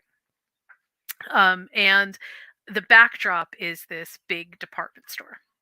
It is definitely, like I said, it's nobody is ever going to accuse Mannequin of, reaching too high or being too artistic or, having writing that is too artful or whatever. It is definitely just a feel good movie that is basically, romantic comedy-esque.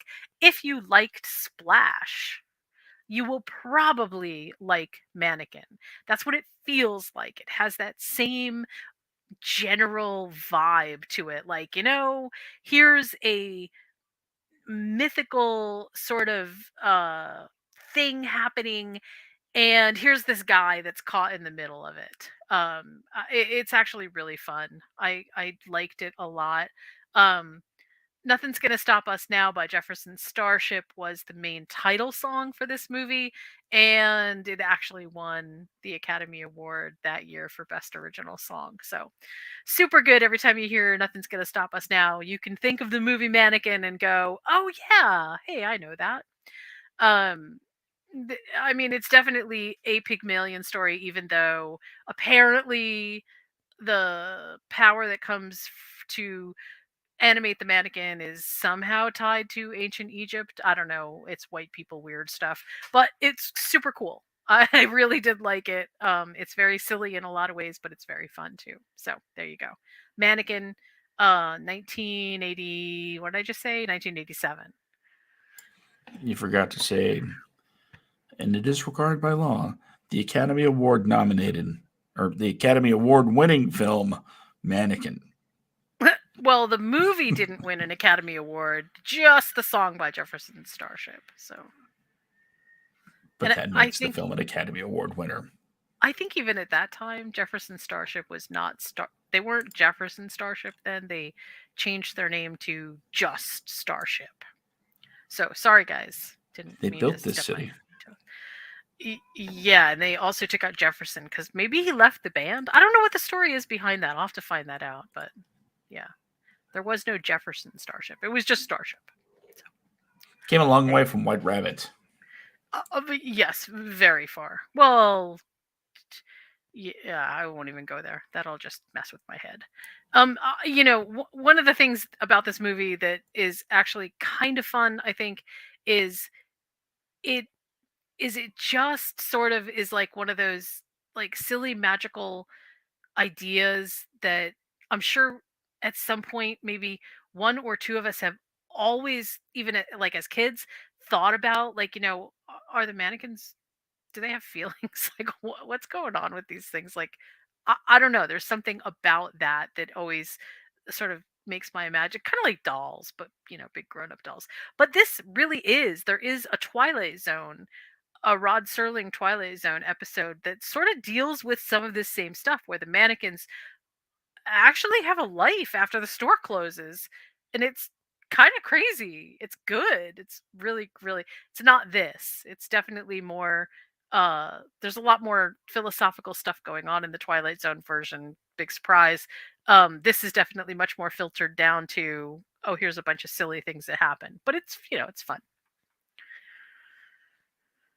Fun fact, it almost made my list, but I feel like it had been so long since I'd seen it, I wouldn't be able to, accurately give a good reason why other than stores, Yeah. and I guess I could have rewatched it, but I honestly didn't want to. So I still think my list is pretty good, especially my number three. Okay. Tell us your number three. My number three is on another list, not that we've done on the show, but on a different list. It is my number one film of 2021. Oh, I bet you're like, what could it be? what What came could out it in be? 2021 and tops this list? Well, it doesn't top this list, but it's on this list. And that movie is the 2021 The Mitchells versus the Machines. Ah. You talked about consumerism and capitalism and evil corporations trying to take over the world. Yeah, that kind of happens here. It's the new um, phones and the new technology literally try to take over the world and abduct all the humans and shoot them off into space. And it's up to this one family to stop them. Now, since it's a road movie, it's another road movie that appears on my list. Where does the shopping come in, you say? Well, I can talk about the truck stop where they run into that family that's like the ideal family and everybody's getting along and they're working in tandem as a solid team. And they're doing, the robots start attacking and they're like doing flips and helping each other out to get to their car so they can escape. And the dad's like, hey, let's do that. And of course, the Mitchells can't do that because they're a hodgepodge of dysfunctional people that it's not that they don't get along. And it's not that they don't love each other. They're just kind of involved in their own stuff. So when it comes to working together, it's a bit of a mess. I could mention that, but I think very specifically there is a part in the movie when because they're trying to upload a kill code to stop all of this AI from taking over the world, and they find themselves at a mall in eastern Colorado. And it seems pretty easy enough. The mall has Wi-Fi. We'll just go in, get this code uploaded, and boom, we save the day. Well, what happens when all of the stuff that we have is not only powered by some sort of computer, and now for some reason everything is Wi-Fi enabled? Really, Wi-Fi enabled microwave, Wi-Fi enabled refrigerator, all of these things, all of our technology has to be connected, it seems, these days. No matter how big or small, everything has to be connected. And as a matter of convenience, I get it. But as a matter of, I watch Terminator, it doesn't seem like such a great idea. Skynet is a thing. Now, what happens in the mall with this family is they go to upload the code, but the AI finds out, and suddenly they're being hunted by a mall full of toys and appliances and all of these things that are connected to the web via Wi-Fi, and it becomes a harrowing battle as they're battling, like I said, refrigerators, microwaves, little toy cars, and of course, a massive, like 3-story tall Furby that is talking its Furbish and hunting them down. Ooh. The Mitchells versus the Machines is one of those movies that completely takes you off guard if you don't know what you're signing up for. Personally, I saw that it was, where was it? Yeah, it was produced by Lord Miller, the same guys that did the Lego movie. And I was like, I enjoyed the Lego movie. And I don't always, watch things based on who produces it. But given these guys, record, especially when it comes to, animation, it's like, you know what? Yeah, I'll give this one a shot. And it had a very unique style. The characters were all individuals. They were very fun to watch, and to see this mess of a family attempt to save the world was a lot of fun, especially as we often see in family saving the world movies. They're also kind of figuring out their own hangups with each other through all of this because the daughter is on her way to college and is at that age where she just wants to break free, but the dad is like, you're still my kid, you're still my little kid. I can't let go. And the mom is just trying to do her best to make peace while the little brother is just being an annoying little brother. And it's this dynamic that is classic, set in this apocalyptic scenario with AI and robots, as well as some very fun um, secondary characters in the robots that made this just a surprise and my favorite movie of 2021. The Mitchells versus the Machines is my number three, and I love it. That was a really good choice. I also really like that movie. Okay. My number three. Uh, my number three is there's actually two. There's two of these. One was done in 1978. One was done in 2004. Um, I honestly I Don't can't say it. really pick which one is the right one. I don't think there is actually a right one. I think they both do exactly the same thing. And much like we were talking about before, the idea of capitalism eating you is yes, it's Is the much like remake shopping. opened by uh, a cover of Down with the Sickness by Richard Cheese? It absolutely is. Oh It's man, Dawn of the Dead. Dawn of the Dead makes my number three. Either edition, either 1978 or 2004. Oh, that was your guess for my number one. it Um, was. no, I chose it. It would have gone higher, but here's the thing.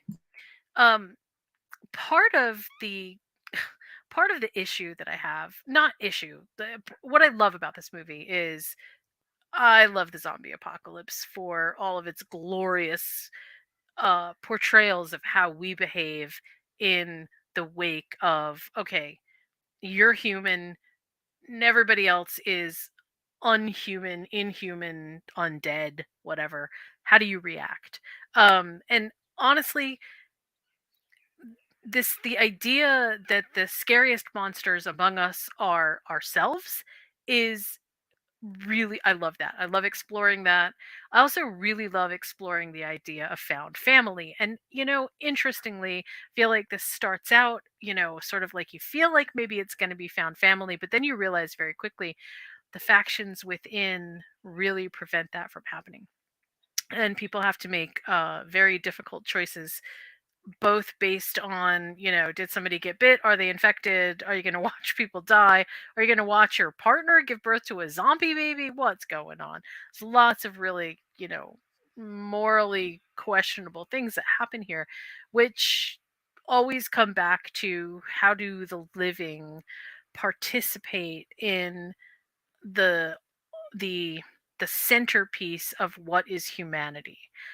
When humanity is gone, only the humans that are left get to portray what is either the best of humanity or the worst. And Dawn of the Dead definitely, in both versions, highlights the best and the worst. I mean, in terms of special effects, obviously the 2004 film goes quite a bit more distant, just in terms of being able to do things that I think the 1978 version kind of falls a little bit flat in. But the 1978 version really explores some really deep, dark, scary things about who we are as human beings, in the wake of having to make these choices that it's intense. It's very intense. Um, so either version works. Um, Now, why this didn't make it further on my list is one of the things also that I do find to be a little bit tiring about the way that we portray wherever we are in terms of how we perceive it because we need to either shop or be in a shopping place is that we always assume that the somehow we assume that the things that are around us are our saviors. Like, we can figure out what to do as long as we can find the right tools. We're humans, right? We evolved. We used to use sticks and spears, and hey, we can do this. And honestly, sometimes I feel like in both of these films, they use stuff too much as a crutch, where I feel like the storytelling of the characters really needed to be a little bit stronger. And to that end, if we were to juxtapose Shopping Mall, the shopping spree one with the Finnish cannibals, if we were to, there isn't a lot to shopping mall, right? I mean, like it's it's found footage. It may only made number 10 on my list for a good reason. But if we were to take the fundamental issues of how do we respond and we stick that into Dawn of the Dead, then I think we would have a better movie. So that's why it didn't make it higher on my list. But for what it is, dude, Dawn of the Dead is absolutely fabulous. Really gets into our culture about being surrounded by things, but also how things can't save us. We are going to die if we don't band together and make ourselves more than just the stuff around us. Stuff is nice, but it won't save us. So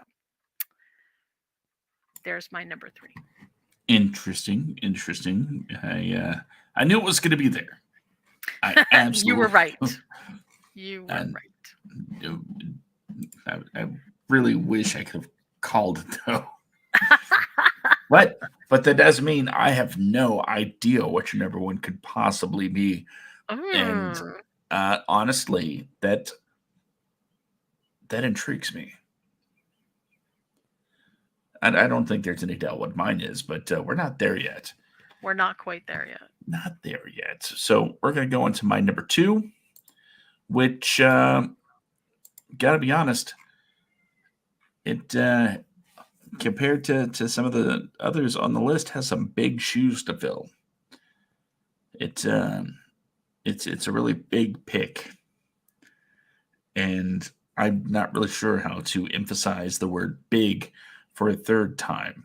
So Except I'm just maybe if you mention Tom Hanks, that might help a little. it might because Just a this little. film I'm sure was watched by Tom Hanks. I'm sure actually it was. I'm sure, yeah. I'm sure that played a big part of his life. I'm sure it did play a rather large part of his life. Thank you for mentioning that. I'm of course talking about the 1988 film Big, directed by Penny Marshall.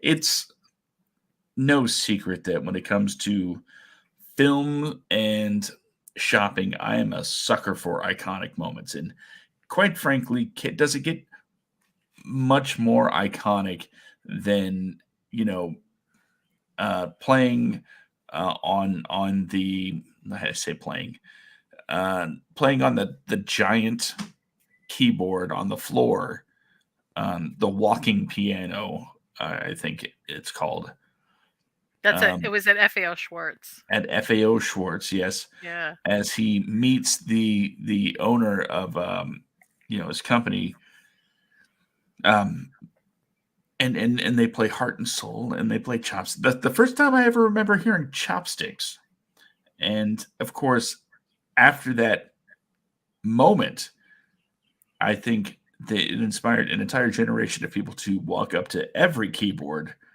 and every piano and try to play it, even though they probably never touched one in their life. But they're like, I can do this, and so they do. Big is I don't know how could anybody have not seen this at this point. Um, I guess there are people that haven't seen it, but it's about a boy that wishes to be an adult.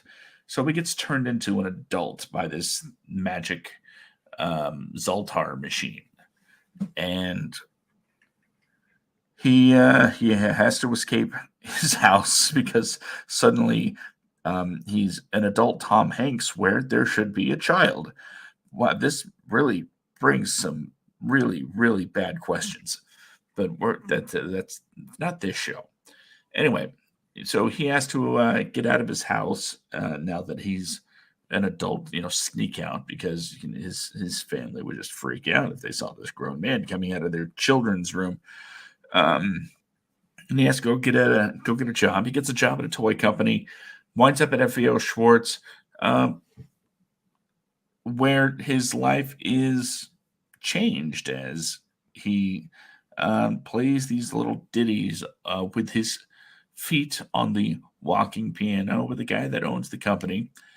And suddenly they're like, Well, this guy seems to know a lot about toys. We should make him some sort of vice president. As I assume people just did in the '80s.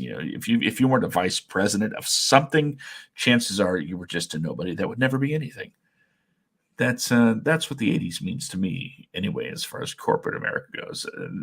Companies had like 58 vice presidents and 3 people working the mailroom. That seems about the power structure. Anyway, the FAO short scene is still to this day shown in clips and montages for great moments in cinema, as well it should be, because it not only, I think, created an iconic moment for this just one particular movie, it also really put Tom Hanks um, up there as a big star, and people tend to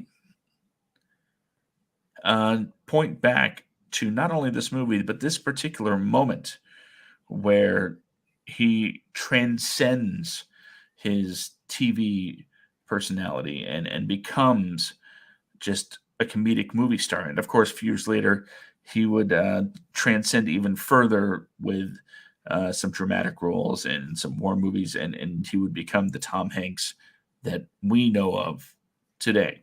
But at this point in time, and at this point in history, it's this moment in this store that people look back as kind of an origin point, and that is why it is my number two. Big. Very good. Good choice. Very good choice. Okay. My number two movie is a movie that I feel like everybody should see for a number of different reasons. One, it absolutely is iconic in terms of the time period that it represents. Um, Number two, the direction is really good. Number three, it stars two people that well, it's actually stars, well, we'll say three, but I mean it stars people that everyone should see some of. Margaret Sullivan, James Stewart, Frank Morgan. This particular movie came out in 1940, although I believe it was in development before that. It is quite an interesting uh, idea altogether. And speaking of Tom Hanks, this particular movie is actually the movie that You've Got Mail was based on. I wouldn't call it a remake as much as I would call it some kind of adaptation of this particular movie, because the premise is really similar. And in fact, the protagonist in You've Got Mail owns a bookstore with the title of this movie. The bookstore is called The Shop Around the Corner. The Shop Around the Corner is the name of the movie, and it is truly an amazing story. It deals with some pre-Christmas stuff. It deals with a mystery writer, someone who definitely is what this person considers to be very educated and highly intelligent. There's a lot of things that are going on here, but then there's also other things. There's a an attempted suicide. There's some of the um, oh, actually, I think that if I remember it correctly, the person who is to attempt suicide does so because they find out that their wife is having an affair. There are a lot of twists and turns that are the stuff of everyday life. It's a black and white movie. Um, it is just absolutely stunning. Margaret Sullivan is absolutely wonderful. And there's some interesting aspects to this, which I feel like, you know, we I long for in storytelling and movie making. There's an authenticity to the characters. There is this idea that the meeting place of the store is, it's not just all roads lead to the store. It's that the store itself is a place of integrity. The store itself is a place of trust, that there is something here where people meet that creates bonds that transcend just being the consumer and being the shopkeeper. It's very obvious that in this world, which, was a part of our world, you know, a while ago. Uh, it it it's such an interesting character study. And once again, I go back to the setting feeling as if it really is a character in the story. The set design for this is really amazing. I think also there's Christmas in it, which also should make everybody happy right around this time of year. Um, the Christmas aspect of it is not overplayed, but played enough that, there's something important happening here. I really like this idea. And, remember, it's the 1940s. So there's this idea that being a cultured woman, is what they kind of call it, um, is is something that feels like it's out of reach for the male protagonist. um like, he finds this and thinks that it's one thing when it's actually another. um and I like that because it feels like this was a beginning, or a part of the chain that allowed us to see women in a more progressive, kind of forward moving direction. But it did so in a backdrop that felt comfortable for American audiences, which is the store. Your store clerk could certainly be a woman, and that wouldn't be an issue. But to put the store clerk as a woman who also is very cultured, oh, that suddenly is like, ooh, wow, this is dramatic. There's just a lot of things to this movie that make me feel like it is exactly the kind of story that takes place in a store, and the store plays a central role while never losing sight of characters are essential. Characters make this setting work. Kind of like Little Shop of Horrors. The characters make the setting work, but the setting provides something for the characters that you just don't get when you kind of exploit the setting, or make the setting something other than it is. um I really like this movie. Again, the acting is absolutely just on point. And I feel like if you see it, you'd understand sort of why it is such an important piece of art. It's not just any one of the things that I said. It's everything all together make this movie feel like it's got weight and importance to it. And it has Christmas in it, and there's shopping in it, and all the other things that I said. So, The Shop Around the Corner, 1940. Highly recommend it. Highly, highly recommend it. That did not see that one coming. Honestly, did not see it coming. Um, but it has a cast that I would definitely get behind. You said it's called The Shop Around the Corner. And it's had a couple of adaptations attached to it. One, obviously, You've Got Mail. There was also a musical that called The Good Old Summertime, which also, and it had Judy Garland in it, and Van Johnson. But Judy Garland sang a number of very important works in The Good Old Summertime. But the premise is the same. It's finding the cultured woman through letters, and then being able to sort of experience a different side of that person and realizing that being cultured does not necessarily mean that it that it means something different for a man than it does for a woman. It was just very interesting, very interesting. Well, I'm going to be checking that out. It's available on HBO Max.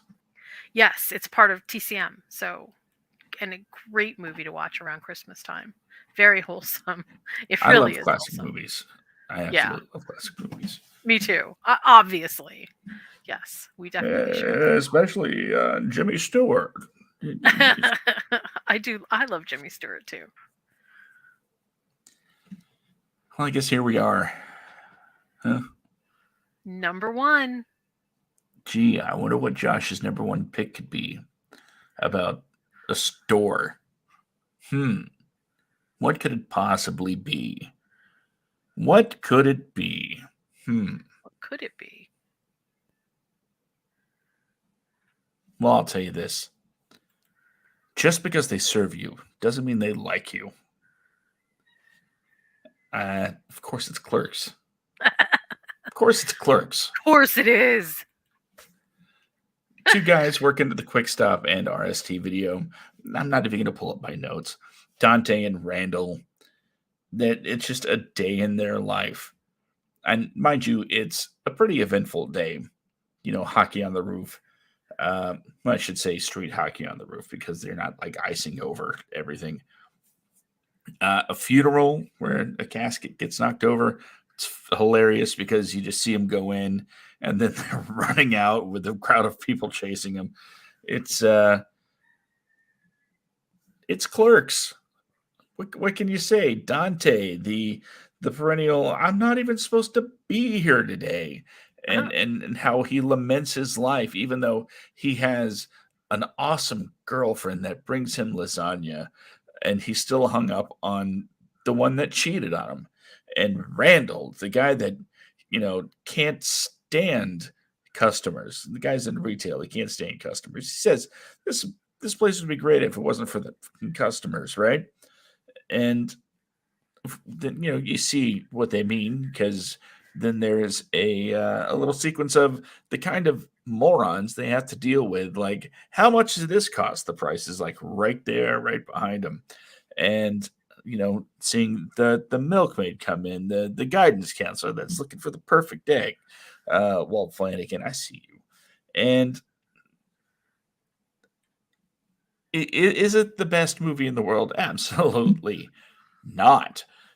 Some might even say it's not even a good movie. But you know what? As somebody that's worked in retail, it's a relatable movie, and for me, that carries a lot of weight when it comes to how much I enjoy something. Because let's face it, this was a super low budget endeavor, Kevin Smith's first film, and he made it just so we could say that he made a movie, and he just got lucky. Quite frankly, that's what it boils down to. Kevin Smith got incredibly lucky that his his movie about guys in a convenience store found a backer that believed in it, and then subsequently found an audience. The most shoplifted blockbuster movie for many years, where strangely enough, people love to watch the movie, but nobody wants to pay for it. That's yeah. It introduces us to I'm going to go ahead and say it. Cinematic icons, Jay and Silent Bob. After all, how could one not be an icon when they're in what, 9 movies now? Something like that. And star in at least 3 of them. Um, it's it was an integrated, interconnected universe long before the MCU existed. When uh, we talked about Mallrats earlier, and it was a prequel long before there was a Star Wars prequel trilogy. Yes, Mallrats takes place before Clerks. After all, I have a hard time with names sometimes. So they go to was Julie Dwyer's funeral in Clerks, and in Mallrats they talk about how she just died because of the TV show that they're shooting at the mall because somebody said the camera added 10 pounds. So she just kept doing laps and kept doing laps until she like had a stroke in the pool. And so, yeah, they go to that's the funeral they went to in Clerks. So all of this stuff is connected, Chasing Amy, Dog Bunch, Hail Silent Bob Strike Back, Clerks 2, by the way, admittedly, Clerks 2, the far superior movie in the Clerks universe. But I asked very specifically last week, restaurants, what do they count as? And you said those don't apply here. So I had to leave out Clerks 2 when it comes to making lists. And someone might say, why not Clerks 3? It's like, well, I just talked about Clerks 3 and how much I enjoyed that movie. On a different list, our favorite movies of 2022. So when it comes to my favorite movie about retail, it doesn't get more summed up than a couple of guys who are hanging out at work, uh, talking Star Wars, talking Jaws. It's just super quotable, like all the time.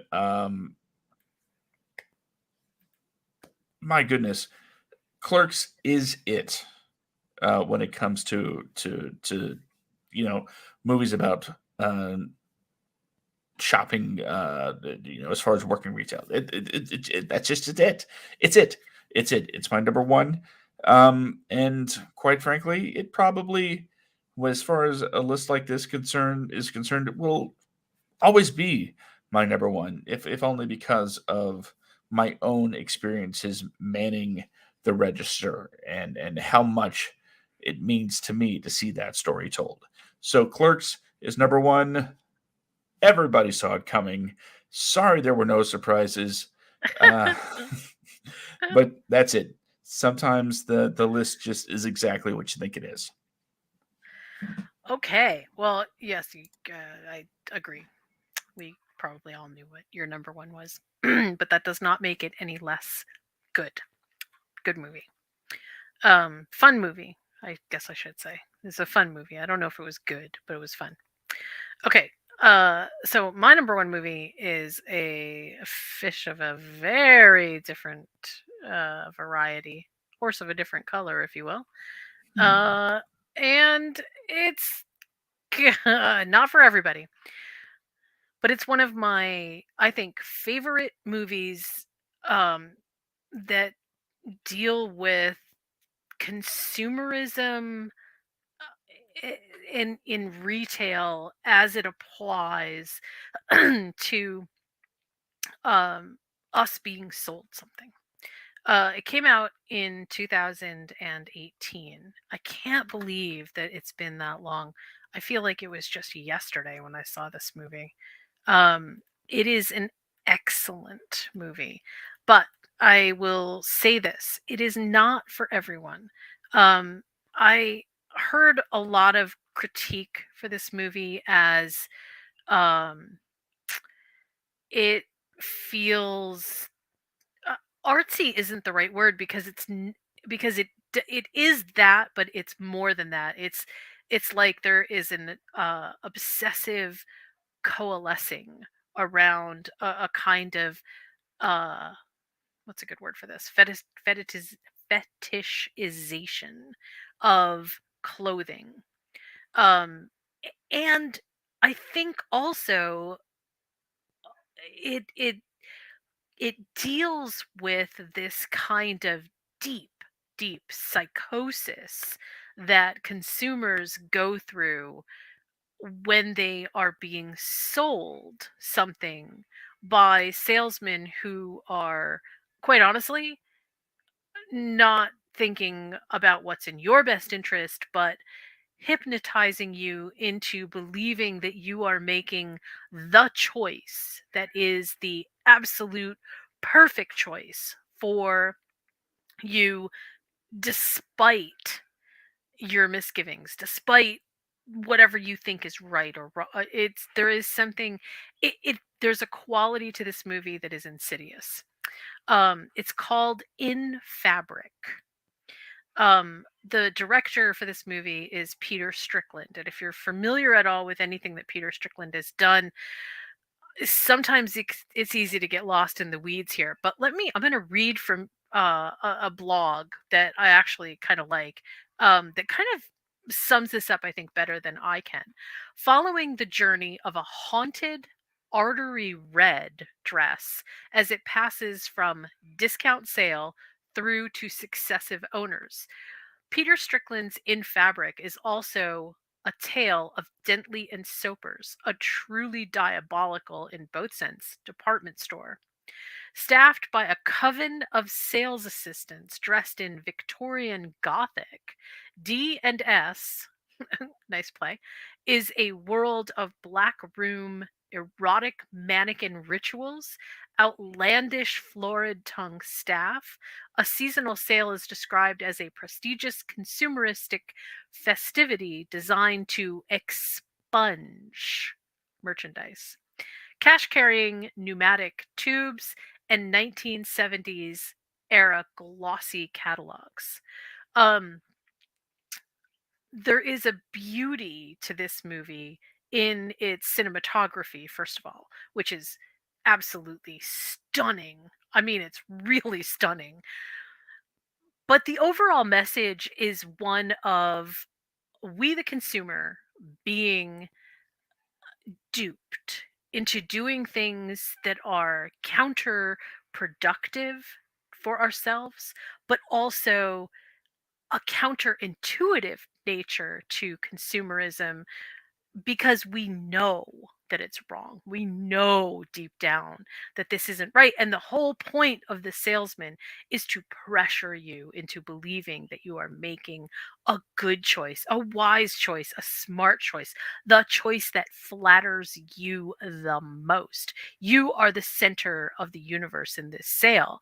And the the the dress is I mean, it's there's an astounding quality to the department store D&S, Dentley and Sobers, which is which is like it boggles your mind how incredibly on point this really is. We can be led to purchase anything. And I would say that this really isn't a new concept. It's not like I would say it's not a new concept. I mean, markets have always existed, and the sales pitch in a market is always to give you, the consumer, the idea that your choice is the best, the perfect, the most suited to you.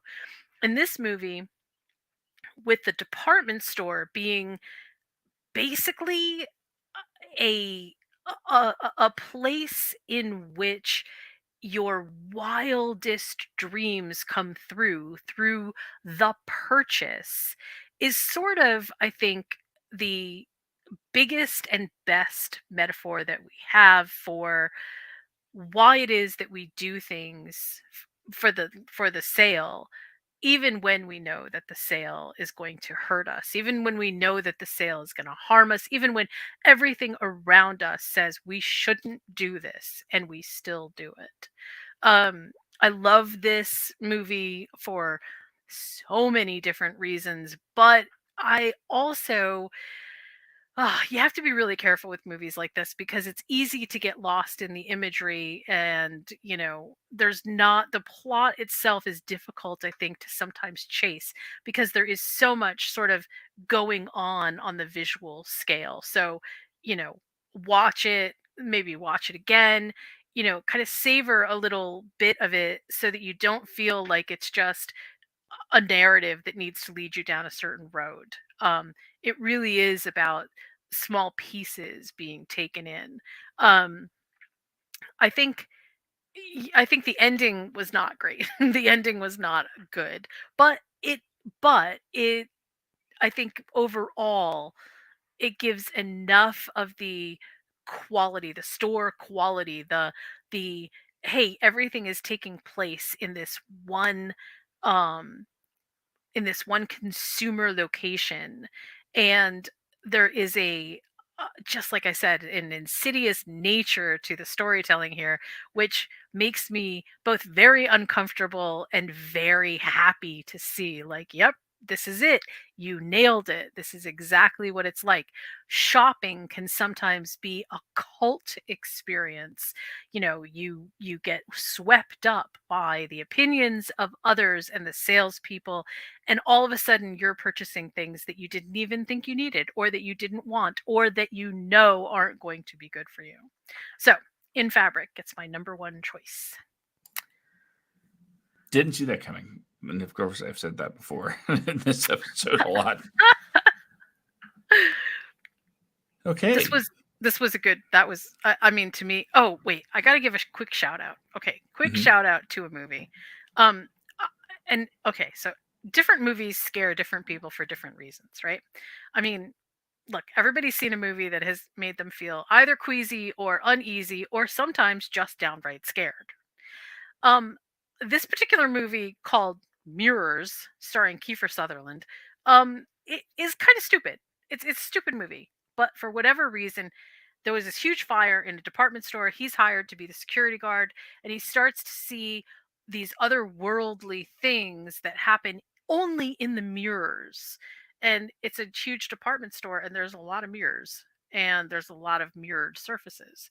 And that This movie left such a huge impression on me. I didn't make my list because I didn't feel like I had like a point for it, but I have to say that from a department store standpoint, man, just the idea of how much, if you could put some kind of sentient power to a mirror, how much has that mirror seen? It's seen a lot.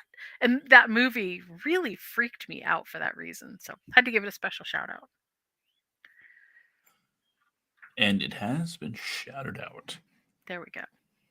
So I think you had a pretty amazing list here, full of unsuspected titles that will certainly keep the people listening filled with things to watch until we meet again. So very good list, Jen. Yours was too. I feel like your list was a bit more in line with, I think, what I would have chosen if I didn't have some of the movies that are on this list that I felt like sort of reached outside of the boundaries of shopping. But your list was super solid and absolutely got to the spirit of what I was trying to come up with in our list making capacity. Well, as we know, I'm just trying not to disappoint you with the movies I pick. It was not disappointing. I think it was good. I think we both put together good movies. I really do. Well, then how about we recap what we did tonight? Do you want to go first? Okay, I definitely will. Ladies first. Number one, Shopping Mall, the Finnish film from 2012 with the Shopping Mall Cannibals. Are you sure it was finished? I'm pretty sure it was finished. In fact, I think it was finished before it started. But yeah, okay. Mallrats from 1995. Kevin Smith. That was my number 9. Little Shop of Horrors, 1986. That was my number 8. Chopping Mall, 1986. That was the one with the protector robots that go crazy and start killing people. 1 Hour Photo, which Josh and I actually tied on for number 6. The Mist, crazy Stephen King adaptation from 2007, made my number 5. Mannequin, the rom-com that was absolutely terrible and really, yeah. But it did take place in a department store, and for that, I gave it my number 4. Dawn of the Dead, both 1975 and 2004, both took place in the shopping mall. Both are basically the same exact story with a couple of little changes, but awesome film. If you're a fan of George Romero, awesome films. The Shop Around the Corner, 1940, excellent film. The kind of precursor to You've Got Mail. And my number 1 choice was In Fabric, 2018. That was an A24 movie, by the way. So really good. I love me some A24. It's hit or miss with A24 sometimes, but this one was definitely, I think, a hit. So, Well, after I give my list, I'll give you next week's homework. all right. So here we go. Number 10, Sort of Trust, 2019. Number 9, 2006 is Click. Number 8, 2018's Relish. If I were to tell you to watch a movie immediately, that would be the one. I'm really anxious to hear what you think about that particular film, Jen. Okay. Number 7, Bill and Ted's Excellent Adventure, 1989. Number 6, as Jen said, 2002's 1 Hour Photo. Number 5, Harry Potter and the Sorcerer's Stone, or Philosopher's Stone, depending on what region you're in, 2001. Number 4, Pretty Woman, 1990. Number 3, 2021's The Mitchells versus the Machines. Number 2, 1988, Big. And number 1, coming as a surprise to nobody, 1994's Clerks. Okay, so I bet you're anxiously wondering what the next assignment is going to be. I am actually. Okay, this is well, you know what else is being anxiously waited on? The end of 2022.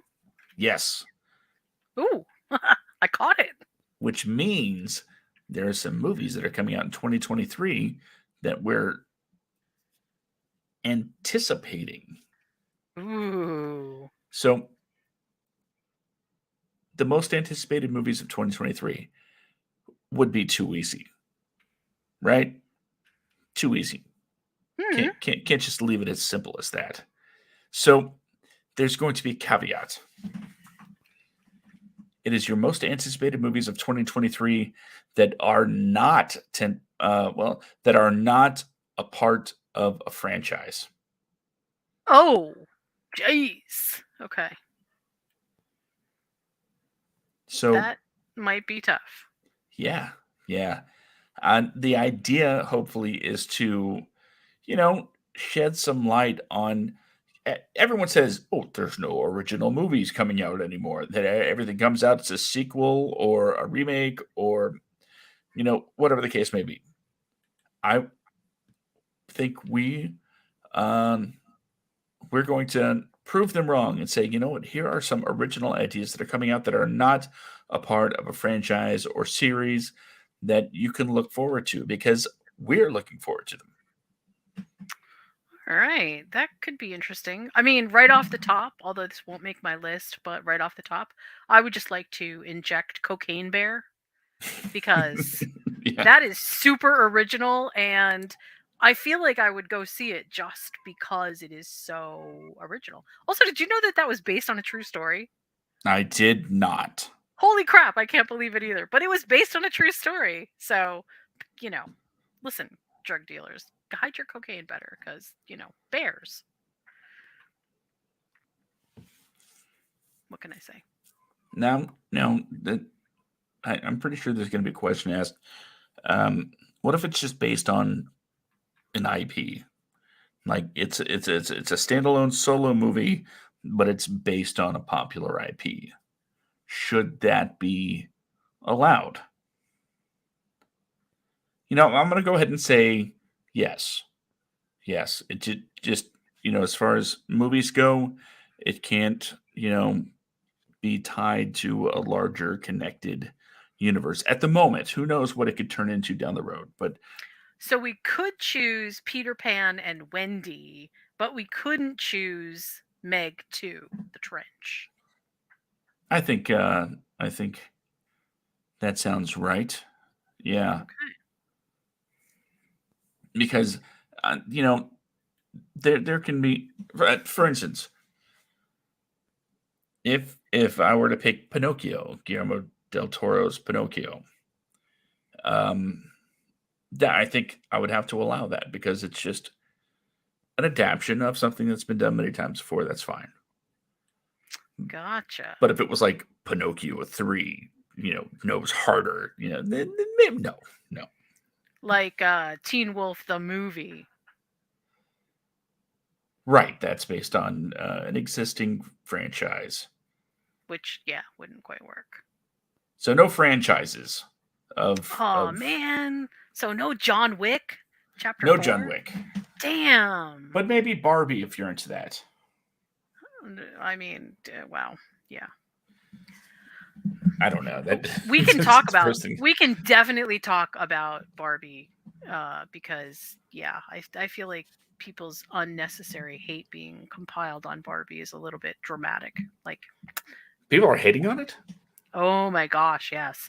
But silly because it first of all, well, we'll save that for another time. Okay. But honestly, um yeah, give the movie a chance. I feel like it's actually got some interesting cinematic qualities to it. So, we can talk about that. I honestly look at it and I'm like, you know what? I'd probably watch that. Me too. Me too. Can't say I'm like anxiously anticipating, but okay, maybe I'll check it out. It's something. It's definitely something. If you well, no, we'll go into that later. Anyway, yes. I feel like that we're pretty clear about the substance and the direction of what to be looking forward to in 2023. Well, you know what? If somebody did look at Barbie and thought, what would be great for somebody to talk about? What kind of meal could be inspired by this future film? Where can people find meals that are inspired by film and television? Now I actually kind of feel challenged by that, so I'll have to think about that. But hey, listen, if you want to pair a movie with some cool snacks and maybe even some meal ideas, head over to moviesandmeals.com. Um, Still doing Christmas, still getting things posted for Christmas. Lots of stuff with potatoes because that was our thing this year. Cookies and potatoes were our thing this year. So lots of fun over there. We also do a podcast on Thursday nights called TV Dinners. TV Dinners deals with all things TV, lots of interesting ideas. This week, we're actually going to do a deep dive into the series called Evil, which premiered on Paramount and has had 3 awesome seasons. And I bet that you didn't know that there are ciphers that run through this particular series that nobody understands how to make sense of. Super interesting. So we're going to talk about some cool stuff. The guy who was Luke Cage is one of the stars. Love him. Yeah, super, really good. We're going to have a good talk about season 1, 2, and 3 of Evil on TV Dinners this week. And I hear that on Friday there's going to be a wadcast. Is that true? Did I hear that right? That is true. Every Friday night at 10 p.m. Eastern, 7 p.m. Pacific is the Wadcast.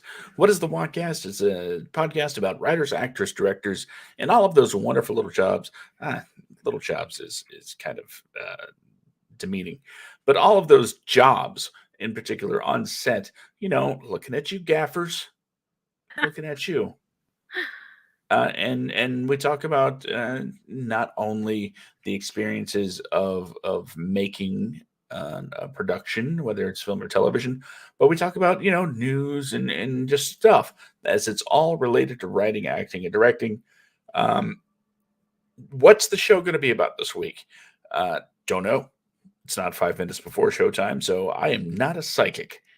But if you want to find out, just stay tuned to the Ycast on Facebook or Podco Media on Facebook, and we will update with that information as it becomes relevant and available. But you can always go to wadcomedia.com as your one source for all the links and pertinence for all the things that Wadco Media does. I am I accidentally hit my camera on a little bit earlier. Maybe some of you noticed. Maybe most of you didn't. But if you did happen to catch a glimpse of me in that quick, oh no, I turned on my camera. I'm actually sporting one of our pieces of merchandise, our Wadcast Before Christmas shirt, where it is Sweet. it's pretty awesome. I've gotten some compliments from it and some questions about it as I go about my daily business. People wondering, what is that you're wearing? And why are those people falling out of Santa's sleigh? Uh, And then I explain, it's my podcast, and that's me and my co-host falling out because we've been naughty. uh-oh. So go there. There is an actual there's actually a 10-to-1 holiday shirt available, and I think it looks pretty nifty. But sad faces, people, they're only available until we'll say Monday. After Monday, they're going to be removed from the store because really, who would buy a holiday themed shirt after the holidays? Because then it won't be Christmas anymore. And it wouldn't make any sense. It wouldn't make any sense. So get them while you can. Unfortunately, I don't think you're going to get them before the holidays, but you'll have them for next year. And I think that's pretty cool too. And honestly, Jen, I'm unsure whether or not these designs will come back, or I'll just release a new set of limited edition shirts next year. But one thing's for sure, that come Monday, they will be gone. Get them while you can. And yeah, that's exactly what's going on with me and all that stuff and nothing more. Well, I will see you all tomorrow for Mhm. TV Evil. dinners and evil. Yes, indeed. But if I don't hear from you, if I don't hear from you, or if I don't get to wish you happiest and merriest of Christmases, absolutely, positively, that's what I'm doing now. I hope you have a great holiday season. I hope that you have a wonderful family and beautiful companionship. And no matter what you're doing, I hope that you have a good, restful time. As do I. Wow. That was a great ending thought. I don't know how Great to. outro there, Josh. Yep, very good, Yeah, very yeah. I had to come and ruin it. Sorry.